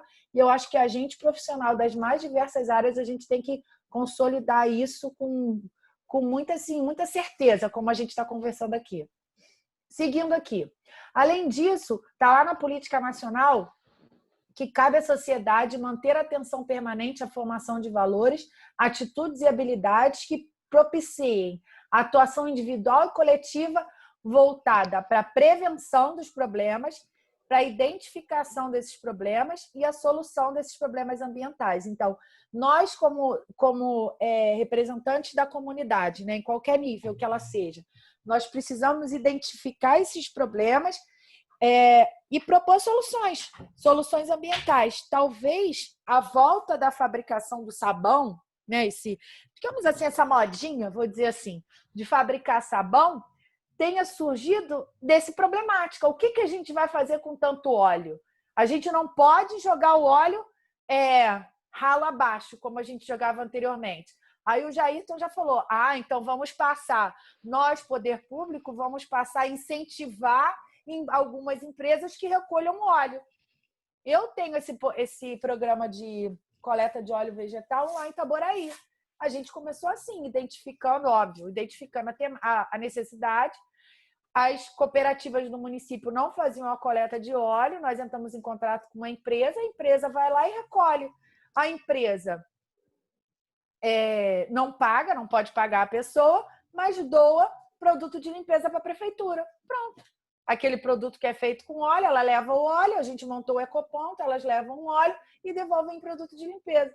Identificamos o problema, propusemos uma solução. Pronto, o problema do óleo nessa situação foi resolvido.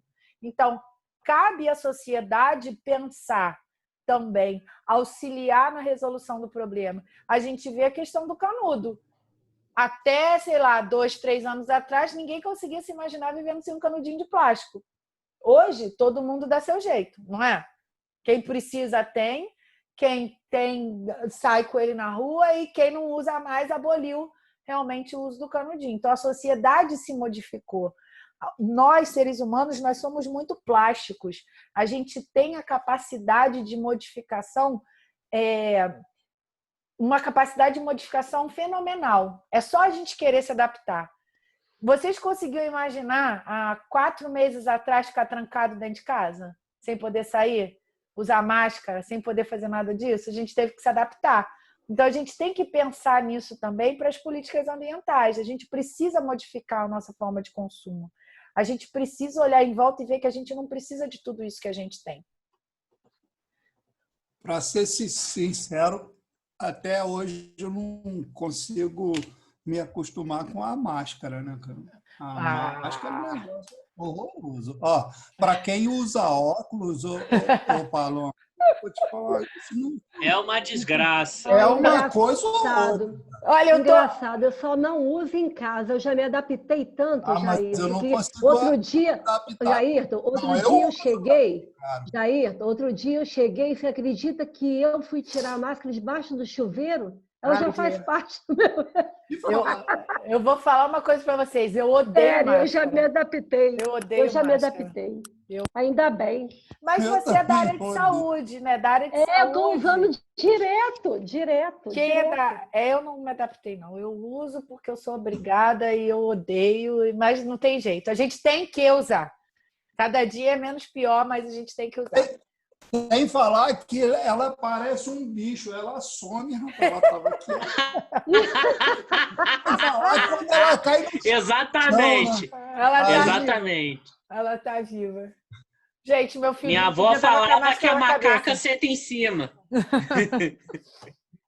Vamos lá. Só para lembrar aqueles 2 artigos que a gente citou, o 225 é aquele que fala do meio ambiente equilibrado e o 205 é que fala que a educação é um direito de todos e dever da escola e da família e que deverá ser incentivada com a colaboração... Ah, lá, o Jair tá achando dele. Com a colaboração da sociedade. De uma vez, ó, tava tudo... Abrindo parênteses, a gente repara que o Jairton não aprendeu as técnicas de asepsia para pegar na máscara, né? Ferrou. Contaminou tudo. Não, acho que não. Acho que não. Não, já foi. O Jair, era melhor ter deixado ela desaparecida, cara. Olha só, essa daqui que eu usei até há pouco, eu vou botar para lavar. Então não encosta ela no teu rosto. Por favor. Oh, meu Deus do céu. É só consertar. Fala que você achou para botar para lavar. Eu tenho tudo aqui, ó. Tenho tudo aqui. Tá certo. O Jair tá igual meu filho. Ele não vê o germe, então é porque não tem germe. Esse é o princípio do meu filho. Mãe, mas não tem germe. Vamos lá, pessoal. Olha, mas eu vou te falar uma coisa. A gente faz o que dá para fazer. Não, com certeza. Se a gente viver também em função desse critério assim muito justinho, pô, aí não dá. A gente não consegue. Não dá para levar em frente. Vamos lá, pessoal. Princípios básicos da educação ambiental que está lá na Política Nacional. Primeiro, tem que entender o meio ambiente como sua totalidade. A gente já falou sobre isso, né? Meio ambiente não tem limite geográfico, não tem limite político. Quem está acostumado aí, vocês que são dessa região, a gente tem o Paraíba do Sul. passa por vários municípios, não tem como um município tratar de uma forma e o outro município tratar de outro. Então, políticas ambientais precisam ser pensadas em sua totalidade. Além disso, pensar no pluralismo de ideias e de concepções pedagógicas. O que isso quer dizer? A gente precisa pensar meio ambiente nas mais vertentes da educação. Como cada tipo de educação, como cada corrente filosófica e pedagógica vai trabalhar a educação ambiental.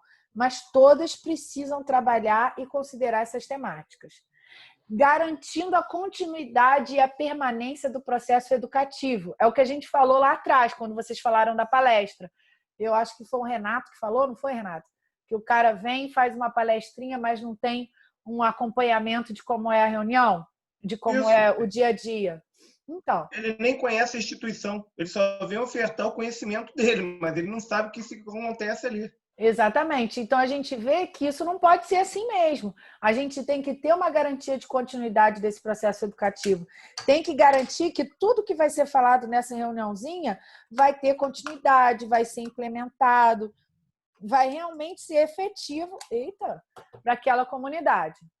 Seguindo, permanente avaliação crítica e construtiva. Será que essa política que nós estamos pensando para a nossa comunidade, para a nossa sociedade, para a nossa instituição, ela está sendo efetiva? Ela já foi incorporada pelos nossos colaboradores e agora a gente pode modificar essa política dentro da minha instituição ou dentro da minha sociedade? A minha sociedade já entendeu esse comportamento, já modificou? Então, a gente não precisa mais cobrar multa pro estabelecimento, por exemplo, que usa canudinho porque ninguém mais usa. Mas, em comparação, a gente precisa aumentar a fiscalização com relação ao copo plástico. Um exemplo bobo. Então, assim, para a gente avaliar como é que está sendo a implementação real dessas políticas dentro da nossa comunidade, seja ela o tamanho que for, a nossa residência, seja ela a nossa instituição, enfim, o tamanho que for. Levando em consideração, né, as pessoas, né, um enfoque humanista, holístico, onde você considera a relação dessas pessoas com o meio ambiente, a participação democrática, participativa e emancipatória das políticas ambientais. E, mais uma vez, lembrando lá que as políticas de educação ambiental elas sejam transversais, que elas levem em consideração todas as carreiras, todos os processos educativos. Quais são os objetivos da educação ambiental, que está lá na Política Nacional? Primeiro, que a gente consiga desenvolver uma compreensão integrada do meio ambiente. Eu acho que eu já falei isso com a mais variável, da forma mais variável possível que eu tenho de vocabulário. A gente tem que ver, a gente tem que se sentir pertencente ao meio. A gente tem que se entender integrante do planeta, a gente tem que ver que a nossa empresa faz parte, que a nossa comunidade faz parte, que a nossa família e que nós, como indivíduos, fazemos parte do meio ambiente. Então, a gente tem que desenvolver esse entendimento, que qualquer ação nossa ela vai estar impactando o meio ambiente de alguma forma. Além disso, que a gente garanta a democratização das informações ambientais. O que isso quer dizer? Nós somos privilegiados, né? Vocês são privilegiados, nós fazemos parte da camada privilegiada da sociedade. A gente tem acesso à educação, vocês todos têm internet em casa, todos vocês estão tendo acesso a um nível de pós-graduação que já vai encolhendo cada vez mais a quantidade de pessoas que já têm esse nível de conhecimento que a gente tem. Mas a gente precisa garantir a educação ambiental, ela precisa chegar a todas as camadas. A linguagem precisa ser acessível a todas as camadas. O conhecimento precisa ser acessível. Não é só a comunidade classe A, classe B, que tem que ter o conhecimento da necessidade de separar o resíduo, que tem que ter o conhecimento da necessidade de não jogar o óleo pelo ralo. Todos precisam ter o conhecimento dessas informações. E por isso que a gente tem que pensar educação ambiental também para quem está fora da educação formal. Por isso que a gente tem que pensar em projetos que sejam acessíveis para quem não tem o mesmo nível de conhecimento que o restante da comunidade, da sociedade. Por isso que a gente tem que explicar para o catador a importância, ou de uma determinada parcela da população, a importância da segregação do resíduo. Por que que ele não pode, por exemplo, jogar um copo de água no papelão? Porque ele estraga aquilo tudo. Por que que tem que limpar antes de segregar? Então, a gente precisa garantir a democratização dessas informações da maneira mais simplificada possível. Além disso, estimular e fortalecer uma consciência crítica. Esse inciso terceiro, ele está relacionado diretamente com o primeiro. Quando você se entende, né, participante dessa comunidade, quando você resgata essa sua sensação de pertencimento naquela sociedade, você consegue desenvolver a sua consciência crítica. Quando você vê que uma ação sua impacta diretamente a sua comunidade do entorno, você consegue desenvolver essa consciência crítica. Me lembra uma história que o Renato contou da outra vez, do vizinho dele que tacava fogo no mato. Lembra disso, Renato, que você contou pra gente? Lembro, professora. Continua tocando fogo ainda. Ah, então. Então, ele sempre tem... quando eu estou ausente. Então, ele tem dois problemas. Ele não conseguiu entender que ele faz parte do meio ambiente, que não só incomoda você como vizinho, como ele está causando um impacto na vizinhança dele toda. Então, como ele não se entende, ele não tem a sensação de pertencimento ao ambiente, ele não conseguiu desenvolver uma consciência crítica, ele não conseguiu pensar que ele pode esperar o dia que vai ter a coleta de lixo, ou que se não tiver a coleta do lixo, ele pode compostar o resíduo, e até que se por acaso ele tenha que queimar o resíduo, se por acaso na sua região não tiver coleta, ele vai queimar o mínimo de rejeito possível. Ao invés dele queimar um sacão gigante, ele vai queimar um saquinho. E isso vai gerar menos dióxido de carbono na atmosfera, vai gerar menos resíduo queimado. Paloma. Oi, meu amor. Olha, eu queria te perguntar uma coisa. Isso também não pode ser devido ao caráter da pessoa? Ah, com certeza. Porque, olha só, a gente vê um exemplo do nosso atual ministro anti-ambiente que a gente tem, né? Anti-meio ambiente, né? Uhum. Para aquele exemplo de... vários exemplos negativos que ele tem. Então, é uma pessoa que tem todo o acesso, né? Que é um ministro de meio ambiente e está pouco se lixando para o meio ambiente. Então, além dessa falta de acesso, muitas vezes a pessoa tem acesso a isso tudo, mas não tem o caráter de querer fazer, né? Então, Paula, é por isso que eu falo... Será que eu estou viajando muito? Não, eu não acho... Você não está viajando, não. Você falou tudo. Sabe o que eu acho, assim? São os canalhas. Eles vão ter que passar. Essa geração essas novas gerações vão ter que suplantar esses canalhas.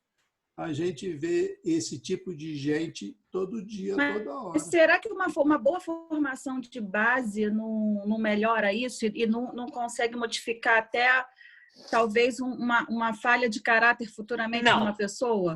Eu acho que não. Não. Quando o ser humano dá para ser desgraçado, ele é desgraçado, nada muda isso. Repito muito. A quantidade, eu posso falar isso por experiência própria dentro da história da ciência. A quantidade de cientista filho da puta, que é a única palavra que cabe para esse tipo de gente, existe na história, não está no gibi.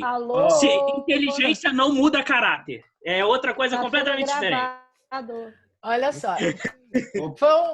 Eu boto um pi na hora. Fala. Olha a reunião ministerial, hein? Não pode ter palavrão, não. Em relação ao caráter, Paulo, o que acontece? Esse senhor, na verdade, aqui, meu vizinho, ele já faz isso há anos. Ele mora aqui, eu moro aqui já tem 30 anos, ele já fazia isso antes de eu chegar, certo? E agora, na verdade, ele está conseguindo passar isso para o neto. Porque na hora que ele ateia fogo, o neto está do lado. E ele acha aquilo engraçado, acha aquela fumaça bacana, isso e aquilo. Então, na verdade... Ele aprendeu assim, né? Ele já aprendeu, então isso é mais cultural que tudo. Também entendeu? Porque o menino, eu não posso falar que o menininho ele tem mau caráter. Então ele está presenciando aquilo, ele acha interessante e amanhã ou depois ele vai continuar fazendo. Sabe o que acontece? Oi, fala, gente. A educação ambiental tem que contrapor esse tipo de mau caratismo. Exatamente. Porque assim, mas essa criança ela tem que ver a coisa errada e tem que ter um contraponto até que ela chegue na maturidade, na adolescência, por exemplo, e ela entenda que o pai dela era um canalha, né? eu acho assim, ó, o problema é que a gente confunde muito ainda. Eu estava olhando aqui no celular a formação do Ricardo Salles. O Ricardo Salles, ele não é ambientalista, ele é advogado. Ele é advogado, Então, eu te falo uma coisa.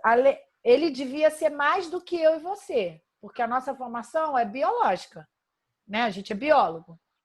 Ele é advogado, ele conhece, em tese, o que é certo, o que é errado, mais do que eu e você, né? Então, digamos assim, o conhecimento teórico ele tem.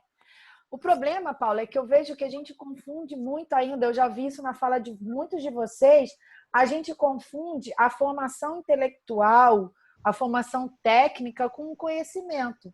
Por exemplo, o vizinho lá do Renato, eu vejo que o problema do vizinho do Renato é a questão do conhecimento dele. Ele cresceu com o entendimento de que a melhor forma de desfazer do lixo é tacar fogo. Tá dando eco aí em alguém. Saiu. Eu acho que é a Carla. Ela parou. Apareceu aqui agora. Ele entendeu. Bom, Carla. Ele cresceu. É o da Nirvana. Ele cresceu entendendo que a melhor forma dele se livrar do resíduo dele é tacando fogo. Então, o que ele aprendeu, o conhecimento que ele tem é esse. E ele está passando isso para o neto. E o que eu concordo com o que o Jairton disse, que a única forma da gente barrar isso é alguém virar para essa criança e falar assim, olha só, isso está errado. O que tem que fazer é dessa forma. É assim que se faz. E aí a gente precisa do conhecimento da escola. A gente precisa que as pessoas entendam que a gente faz parte desse ambiente. Que é ele que... a fumaça subindo é lindo. É lindo, mas é a mesma fumaça que está subindo que vai dar coceirinha no nariz dele, que vai dar alergia no filho, que vai fazer o filho passar mal. Então, eu ainda acredito que a chave para a educação ambiental é você entender que você faz parte daquele todo. É você entender que você faz parte do meio ambiente. Você é meio ambiente. Não existe meio ambiente separado de comunidade, de população, de humano. A gente é isso. A gente come o que a terra dá, a gente come o bicho da terra, a gente bebe a gente, não sei se vocês lembram de um caso que teve, acho que foi no começo do ano, da geosmina, da água da SEDAI daqui do Rio. Eu não sei se atingiu vocês aí, que eu acho que vocês é outra área. Sim. Chegaram à conclusão, um estudo da UERJ recente chegou à conclusão de que aquilo não era geosmina nada, era esgoto mesmo. Então, o que a gente está fazendo? A gente está deixando crescer em comunidades sem esgotamento sanitário, onde as pessoas estão fazendo cano, jogando esgoto no rio, que a gente vai beber. E não está dando vazão para filtrar, né, para tratar isso tudo. A comunidade, o meio ambiente, ele não está tendo tempo de se recuperar. Então, enquanto a gente não consegue entender que a gente faz parte desse ciclo fechado, a gente não vai conseguir mudar isso. A hora que a gente não conseguir entender esse primeiro inciso aqui, que a gente tem que ter uma compreensão integrada do meio ambiente e desenvolver essa consciência crítica, a gente vai continuar andando em círculo. Mas, Paloma, tem muita gente que entende, mas deixa o dinheiro falar mais alto, entendeu? Ai, Paula, então eu não... caráter. Pois é, mas então eu acho que a pessoa não entende. Eu acho que a pessoa realmente ela não conseguiu interiorizar aquilo para a vida dela. Ela não conseguiu interiorizar. Porque eu entendo que esse tipo de pessoa... eu não consigo dissociar isso. Para mim é uma coisa assim, muito clara. Se você conseguiu integrar isso na sua vida de verdade, é a questão da tomada de consciência. Quando você tomou consciência sobre aquela situação, você não pode se omitir mais, você não consegue se omitir mais. O caso do Ricardo Salles, na minha opinião particular, é que ele não é a pessoa adequada para ocupar esse tipo de cargo. Primeiro porque ele não tem conhecimento técnico. Desde a época que ele era secretário de São Paulo, a atitude dele já era a mesma. Ele sempre foi assim. Ele pode ser um excelente advogado para outra área. ele pode ser um excelente profissional para outra área, mas ele não é ambientalista. Não é. Ele não compactua das visões que um ambientalista compactua. E para o nosso azar como habitante desse planeta, do nosso país, ele está num cargo de decisão. É só isso. É só isso. O problema dele é que ele está num cargo com o qual ele não tem capacidade técnica para estar. O que eu vejo do Ricardo é isso, é a minha opinião. Ele não tem capacidade para estar lá. Ele pode e nem caráter, né? Sim, mas caráter ele não tem para ter em lugar nenhum, né? Mas ele podia estar em um outro cargo que talvez o caráter dele não fosse tão prejudicial, podemos dizer assim, digamos assim, entendeu? Uhum, e teria um impacto menor. Então, acho que está mais relacionado com o cargo que ele ocupa até do que qualquer outra coisa. Mas isso é uma opinião minha particular, sabe? Eu vendo um pouco do histórico dele, eu acho que o problema eu é falta concordo. técnica. Eu acho que é mais problema técnico do que qualquer outra coisa, tá? Mas vamos seguindo aqui. Ainda os outros objetivos, né? Que devem incentivar a participação individual e coletiva. Com qual objetivo? Preservar o equilíbrio ambiental e defender a qualidade ambiental. Lembrando sempre dessas coisas. Lembrando que a gente faz parte de um todo. A gente não é indivíduo. Qualquer ação que eu faça dentro da minha casa, dentro do meu âmbito de comunidade, ela vai impactar o meio ambiente de uma determinada forma. Imagina só, o vizinho do Renato coloca fogo no mato. Aí imagina se toda a rua resolve botar fogo no mato na mesma hora. Geralmente, essas queimadas que a gente tem em borda de unidade de conservação começa assim. A gente tem um parque municipal, por exemplo, que do lado do parque tem uma comunidade, pessoas, casas, residências. E geralmente essas áreas elas são desassistidas de saneamento, são desassistidas de coleta de lixo. Aí o cara começa a tacar fogo, o fogo pega o controle e pronto, pegou fogo no parque. Isso acontece, olha o impacto dessa ação irresponsável. Então, por isso que a gente sempre tem que manter essa questão da participação popular, do convencimento popular, da integração das pessoas à comunidade na qual ela faz parte. Professora? Oi? Mas tem momentos que parece que são coisas meio que orquestradas. Ontem, eu voltando do Rio, voltando do plantão, eu passei pela Serra das Araras e eu em posições distantes umas das outras e pontos de visão também distantes, bem longe, toda a Serra das Araras estava em chamas. Ah, mas isso tem em alguns locais eles usam isso para limpar mesmo o terreno, né? Sim. Então ontem era em vários pontos. Então, na verdade, aquilo ali foi até orquestrado. Né? Isso aí é crime ambiental mesmo. Ele é utilizado, às vezes, para abrir espaço para plantio, usa muito para gado também, né? O pessoal usa muito para botar gado para pastar. Enfim, essa questão a hora que as pessoas começarem a entender que cada vez que elas fazem isso, elas estão se prejudicando, nem que seja egoísta, sabe? Pensa em si mesmo, pensa no seu benefício próprio, para tentar minimizar um pouco esses impactos. Mas pode falar. Interessante. Eu não sei se tem algum colega que conhece bem o Nordeste. Eu morei lá há muito tempo. Então, em setembro, que param as chuvas no Nordeste, de Sergipe até o Rio Grande do Norte, direto. A gente vê queimadas nos campos de cana, nos canaviais, direto. É uma questão de cultura. Eles queimam os canaviais para cortar, senão não consegue cortar a cana verde. Não se usa isso mais há muito tempo, né? Existem colheitadeiras para fazer isso. Mas lá eles continuam fazendo e do jeito que eles querem fazer. Não tem muita a legislação não pega. Eles batem de frente mesmo, é uma questão política. Quem conhece lá aquela região vê isso daí, chega ao ponto do fog ter que parar você na pista para ver se dá uma ventania e tira aquela fumaça da sua frente. Você não consegue andar mais. É porque lá eles usam isso como caráter cultural, né? Não precisa mais ser, né? Não pode, né? Exatamente. É muito, muito, muito. Eu não sei que se...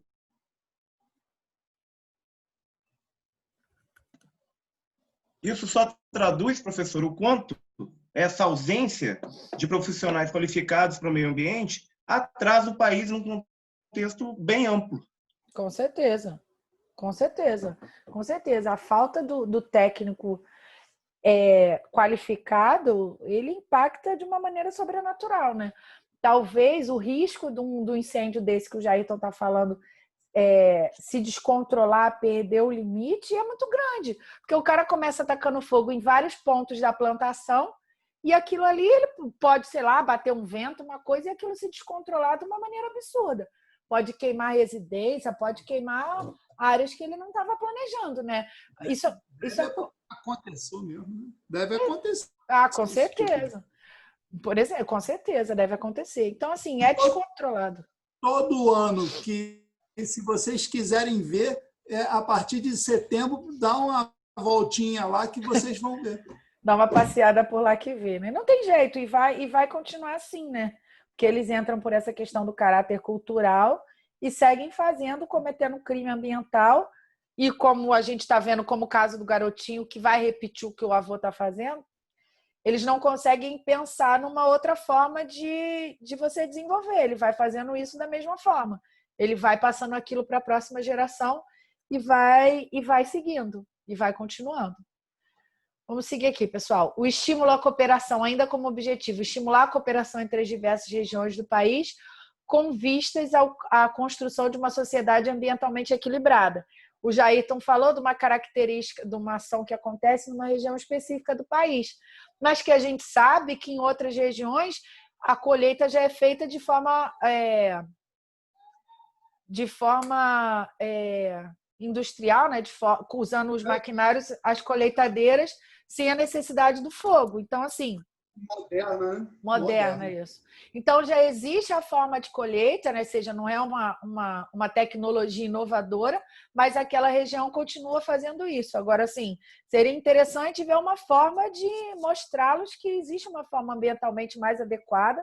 Eles dizem também que é bom para tirar cobra, né, da área e tal, para não ter risco. Mas aí é uma questão de cultura mesmo. A gente sabe que o Nordeste... né? Daqui a duas ou três gerações vão passar isso, claro. Vão passar por isso, vai acabar isso. Então, ainda esses velhos, esses canalhas e tudo, vão ainda fazer muito ainda. Mas vai chegar uma hora que o subsolo, o solo, né? O solo vai ter uma capacidade de regeneração muito baixa. A gente sabe que a queimada vai acabando com tudo. Isso. E vai chegar uma hora que eles vão ter que se adaptar, porque senão eles não vão conseguir mais plantar. É o que aconteceu no município de Patidolferes. O uso excessivo de agrotóxico acabou com o solo de Patidolferes, que já foi o segundo maior produtor de tomate do Brasil. E vai se recuperar, só que precisa dar tempo, né? Realmente vai, mas daqui a alguns anos. Sim, mas precisa dar tempo, parar de continuar com a degradação ambiental, né? Agora vai acabando, porque está acabando mesmo. A natureza deu um basta e o nego foi embora daqui. Eu gosto dessas coisas que a gente vê quem é que tem força, né? Eu gosto quando acontecem essas coisas que a gente vê de que lado que está a força. Se é do lado da gente que acha que domina a natureza ou a gente que acha que domina.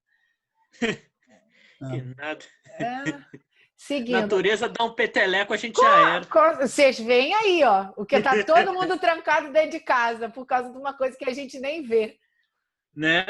Exatamente. nem falar no gafanhoto e nem no da areia que está vindo lá. Não, eu estou falando... Não, essa coisa da tempestade de areia é impressionante. Eu estou falando só do coronavírus. Mais uma vantagem da máscara. Você não vai engolir nem areia, nem gafanhoto. Vocês são umas figuras. Então, para isso tudo, a gente precisa ter a ciência e a tecnologia integrada. Então, a gente precisa desenvolver cada vez mais tecnologias para a gente minimizar esses impactos. Então, antigamente, como era feito o plantio, como era feita a colheita, e como é que a gente consegue fazer hoje de maneira autômata, né? De maneira modernizada através de máquinas. Além disso, a Política Nacional de Educação Ambiental, ela fala também do fortalecimento da cidadania, como a gente já falou em vários outros tópicos. Então, ela tem como premissa fortalecer a cidadania, fortalecer os cidadãos quanto indivíduos e quanto povos com as suas características únicas para que a gente possa fazer, né, garantir as gerações futuras, garantir um meio ambiente para as gerações futuras.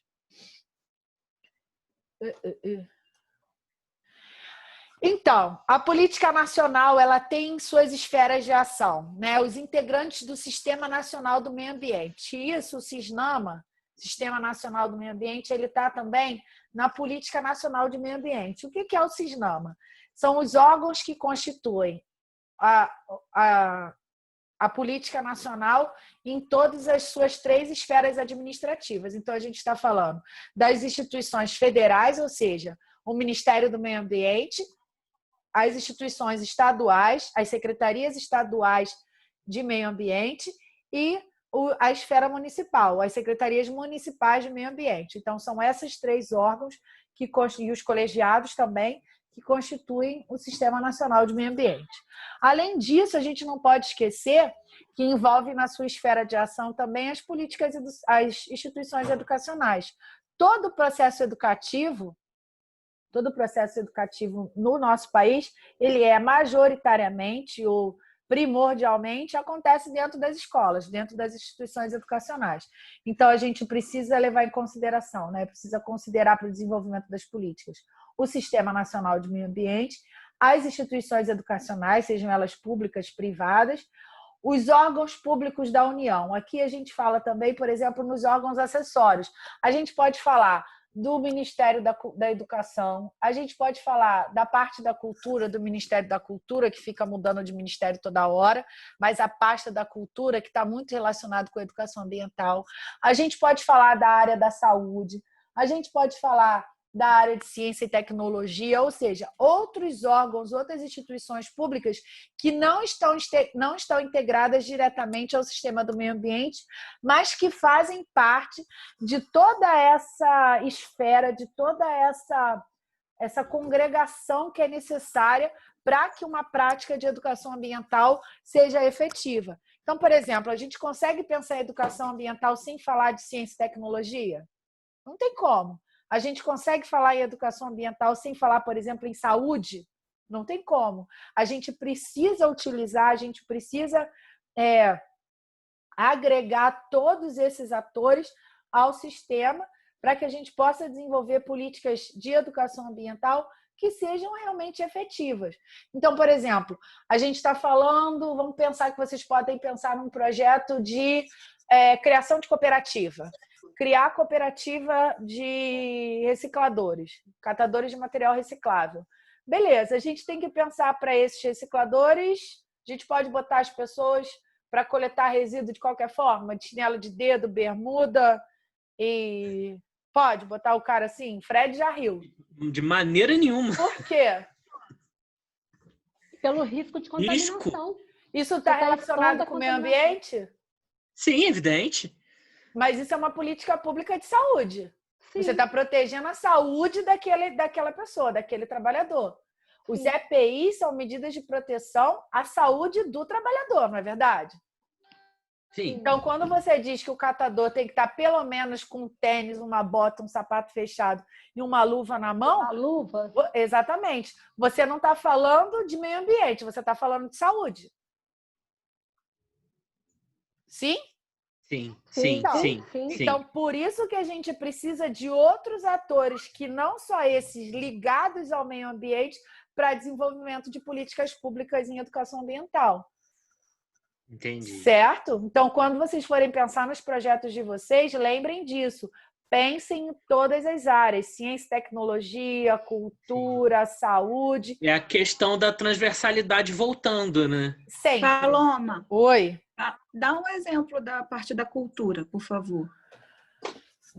Paula, vamos lá, me ajuda a pensar. Quem me ajuda a pensar? Eu estava aqui pensando, mas não estava conseguindo chegar num... Vocês viram lá, a primeira aula de vocês foi sobre isso. Um filme, por exemplo, um documentário. Obras de arte, por exemplo, principalmente no Brasil. O que tem de obra que representa a natureza não está no gibi. Caraca, vocês lembram de uma novela, Paula, bem cultura popular, de uma novela que é a abertura da novela... Oi? A secretária de Cultura era um lixo. Mas é porque... Eu acho que tudo que a gente for falar de governo federal é complicado. Eu tenho que anotar aqui do lado de vocês que essa aula não posso compartilhar no grupo. Vamos lá. Paloma, você vai ter que botar muito pipimpim hoje. Hoje vai ser terrível. Eu tenho que lembrar que essa aula hoje eu achei que a polêmica tinha sido aula passada, hein? Mas essa turma é boa que ela é polêmica. Vamos lá. Mas, por exemplo, Paula, quando você faz uma... Qual novela que você ia falar? Novela que tinha, eu não lembro o nome da novela, mas era uma novela que a abertura dela toda era feita de material reciclável. Eu acho que era aquela da... Rainha da Sucata, né? Então, agora também tem muitas exposições que eles fazem obra de arte com resíduo. Brinquedos. Você já deve ter visto brinquedos educativos que são feitos com tampinha de garrafa. Isso tudo é uma forma de manifestação cultural usando resíduo. Então, a gente tem a cultura. Aquilo não é lixo, aquilo vira obra de arte. Eu não sei se você acha que conhece Paula Fernanda, do mestrado? Sim, ela qualificou ontem, ela mostrou alguns trabalhos que ela fez que eram nesse sentido. Utilizar recicláveis para fazer obras de arte, essas coisas. Foi bem interessante. A Fernanda, ela é artista.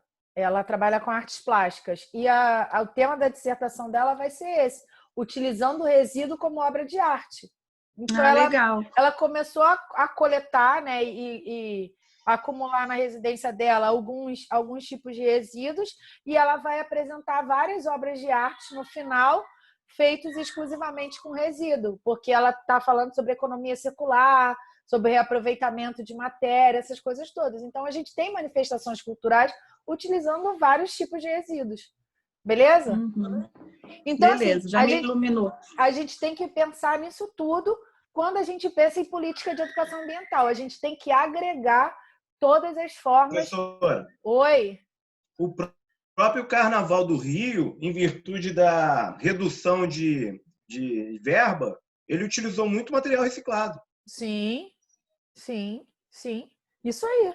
Sempre tem, né? Utiliza muito da escola do grupo especial, passar material para a escola do grupo A, grupo de acesso, e eles irem reaproveitando. Assim, é muito do importante. Lixo ao luxo. Aí, ó, já dizia lá o Joãozinho 30. A gente tem, e é importante que a gente valorize isso, porque além de serem materiais muito caros, são materiais que têm um custo de produção, um impacto ambiental muito grande, né? Mais que sejam sintéticos, ele tem um impacto ambiental muito grande. Então, é importante que a gente, quando pense, eu quero que vocês guardem isso, quando vocês pensarem no projeto de vocês, não pensem só no professor de ciências, pensem em tudo.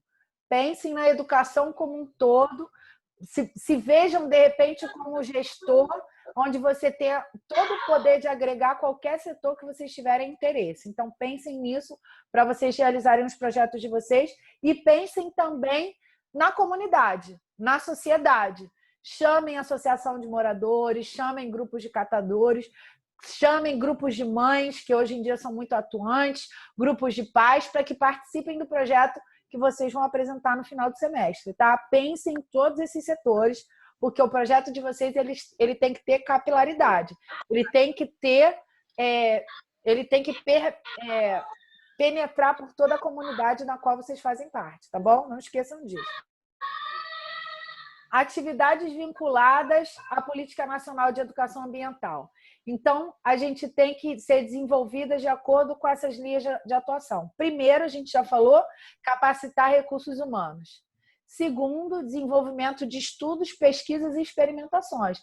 A gente tem que fazer, né? Isso está mais ligado à parte de ciência e tecnologia e à parte de educação, onde a gente busca, por exemplo, o desenvolvimento de materiais menos poluentes. A gente pode pensar, não sei por que me veio isso na mente agora, aquelas ecobarreiras que a gente faz de garrafa PET. Aquilo ali foi basicamente através de experimentação. Alguém pensou um material barato, um material que causa um impacto enorme ambiental, que é a garrafa PET desperdiçada no ambiente, e desenvolveu uma ecobarreira muito mais barata do que o que a Petrobras usava para conter óleo, enfim, que importado, blá, blá, blá, blá, blá, blá, e de uma forma ou de outra que cumpre lá com o seu objetivo. Produção e divulgação de material educativo e acompanhamento e avaliação desses projetos.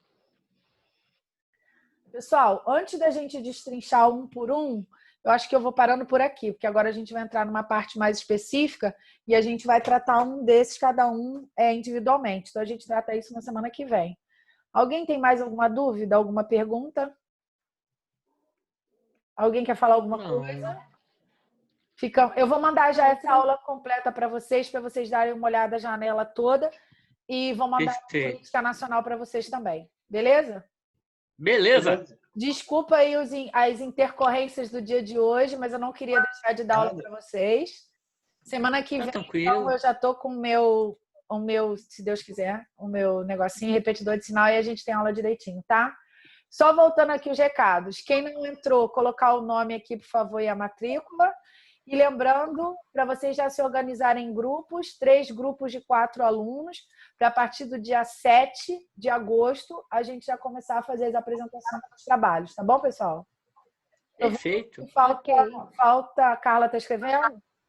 Vou escrever aqui, porque eu tenho que entrar no meu celular. No meu computador eu não consigo escrever. Falta a Nirvana também. Nirvana entrou, saiu e não colocou ali, né? Deixa eu ver se ela responde no grupo. Nirvana, que nome bonito, né? Né? Muito bonito. É uma banda de rock? Era uma banda de rock. Era. Então a mãe da Nirvana era roqueira. Ou era roqueiro ou era budista.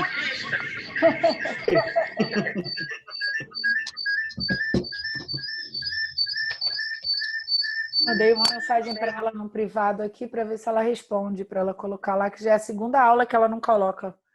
Ela vai ficar com falta de novo.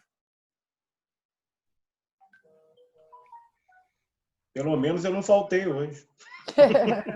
É vantagem. Você tá aí, Renato. Você escreveu lá, Renato? Você também não colocou? Já escrevi. Colocou. Para a gente poder ter o registro de vocês. Eu consegui assistir mais aula com Covid do que trabalhando. Mas claro, tá em casa. Mas também, né? O melhor horário? Tá certo, pessoal. Então tá bom, pessoal. Se vocês quiserem, pode ir. Eu vou esperar só a Nirvana entrar, que ela tá entrando, para poder colocar a matrícula dela, tá bom? Então semana que vem a gente se encontra aqui. Beijinho. Tchau, pessoal. Obrigado, tá? Tchau.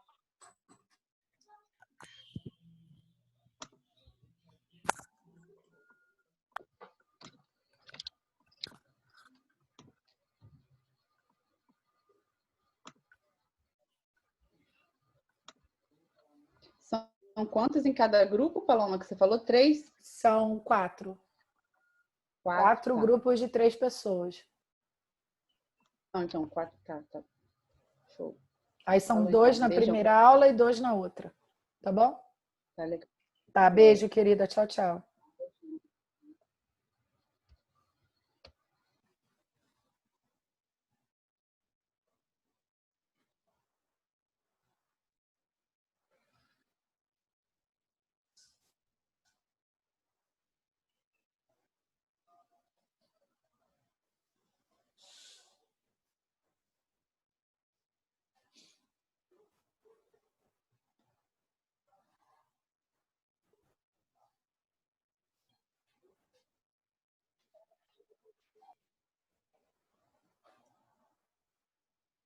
Oi, Nirvana. Tá me ouvindo? Tá me Eu tô te ouvindo? ouvindo. Tô. Coloca a sua matrícula, por favor, e o seu nome, porque na semana passada você também não colocou.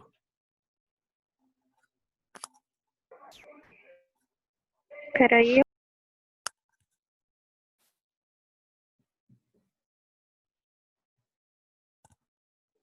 Show de bola, querida. Obrigado, tá? Nada, tá falhando muito. O meu sinal aqui tá meio ruinzinho também, que eu tô um pouco distante do repetidor. Mas você conseguiu assistir a aula direitinho? Eu assisti até aquela parte do sabão. Nossa, tá bom. Qualquer coisa, se você tiver alguma dúvida depois, eu vou mandar a aula já. Você fala e eu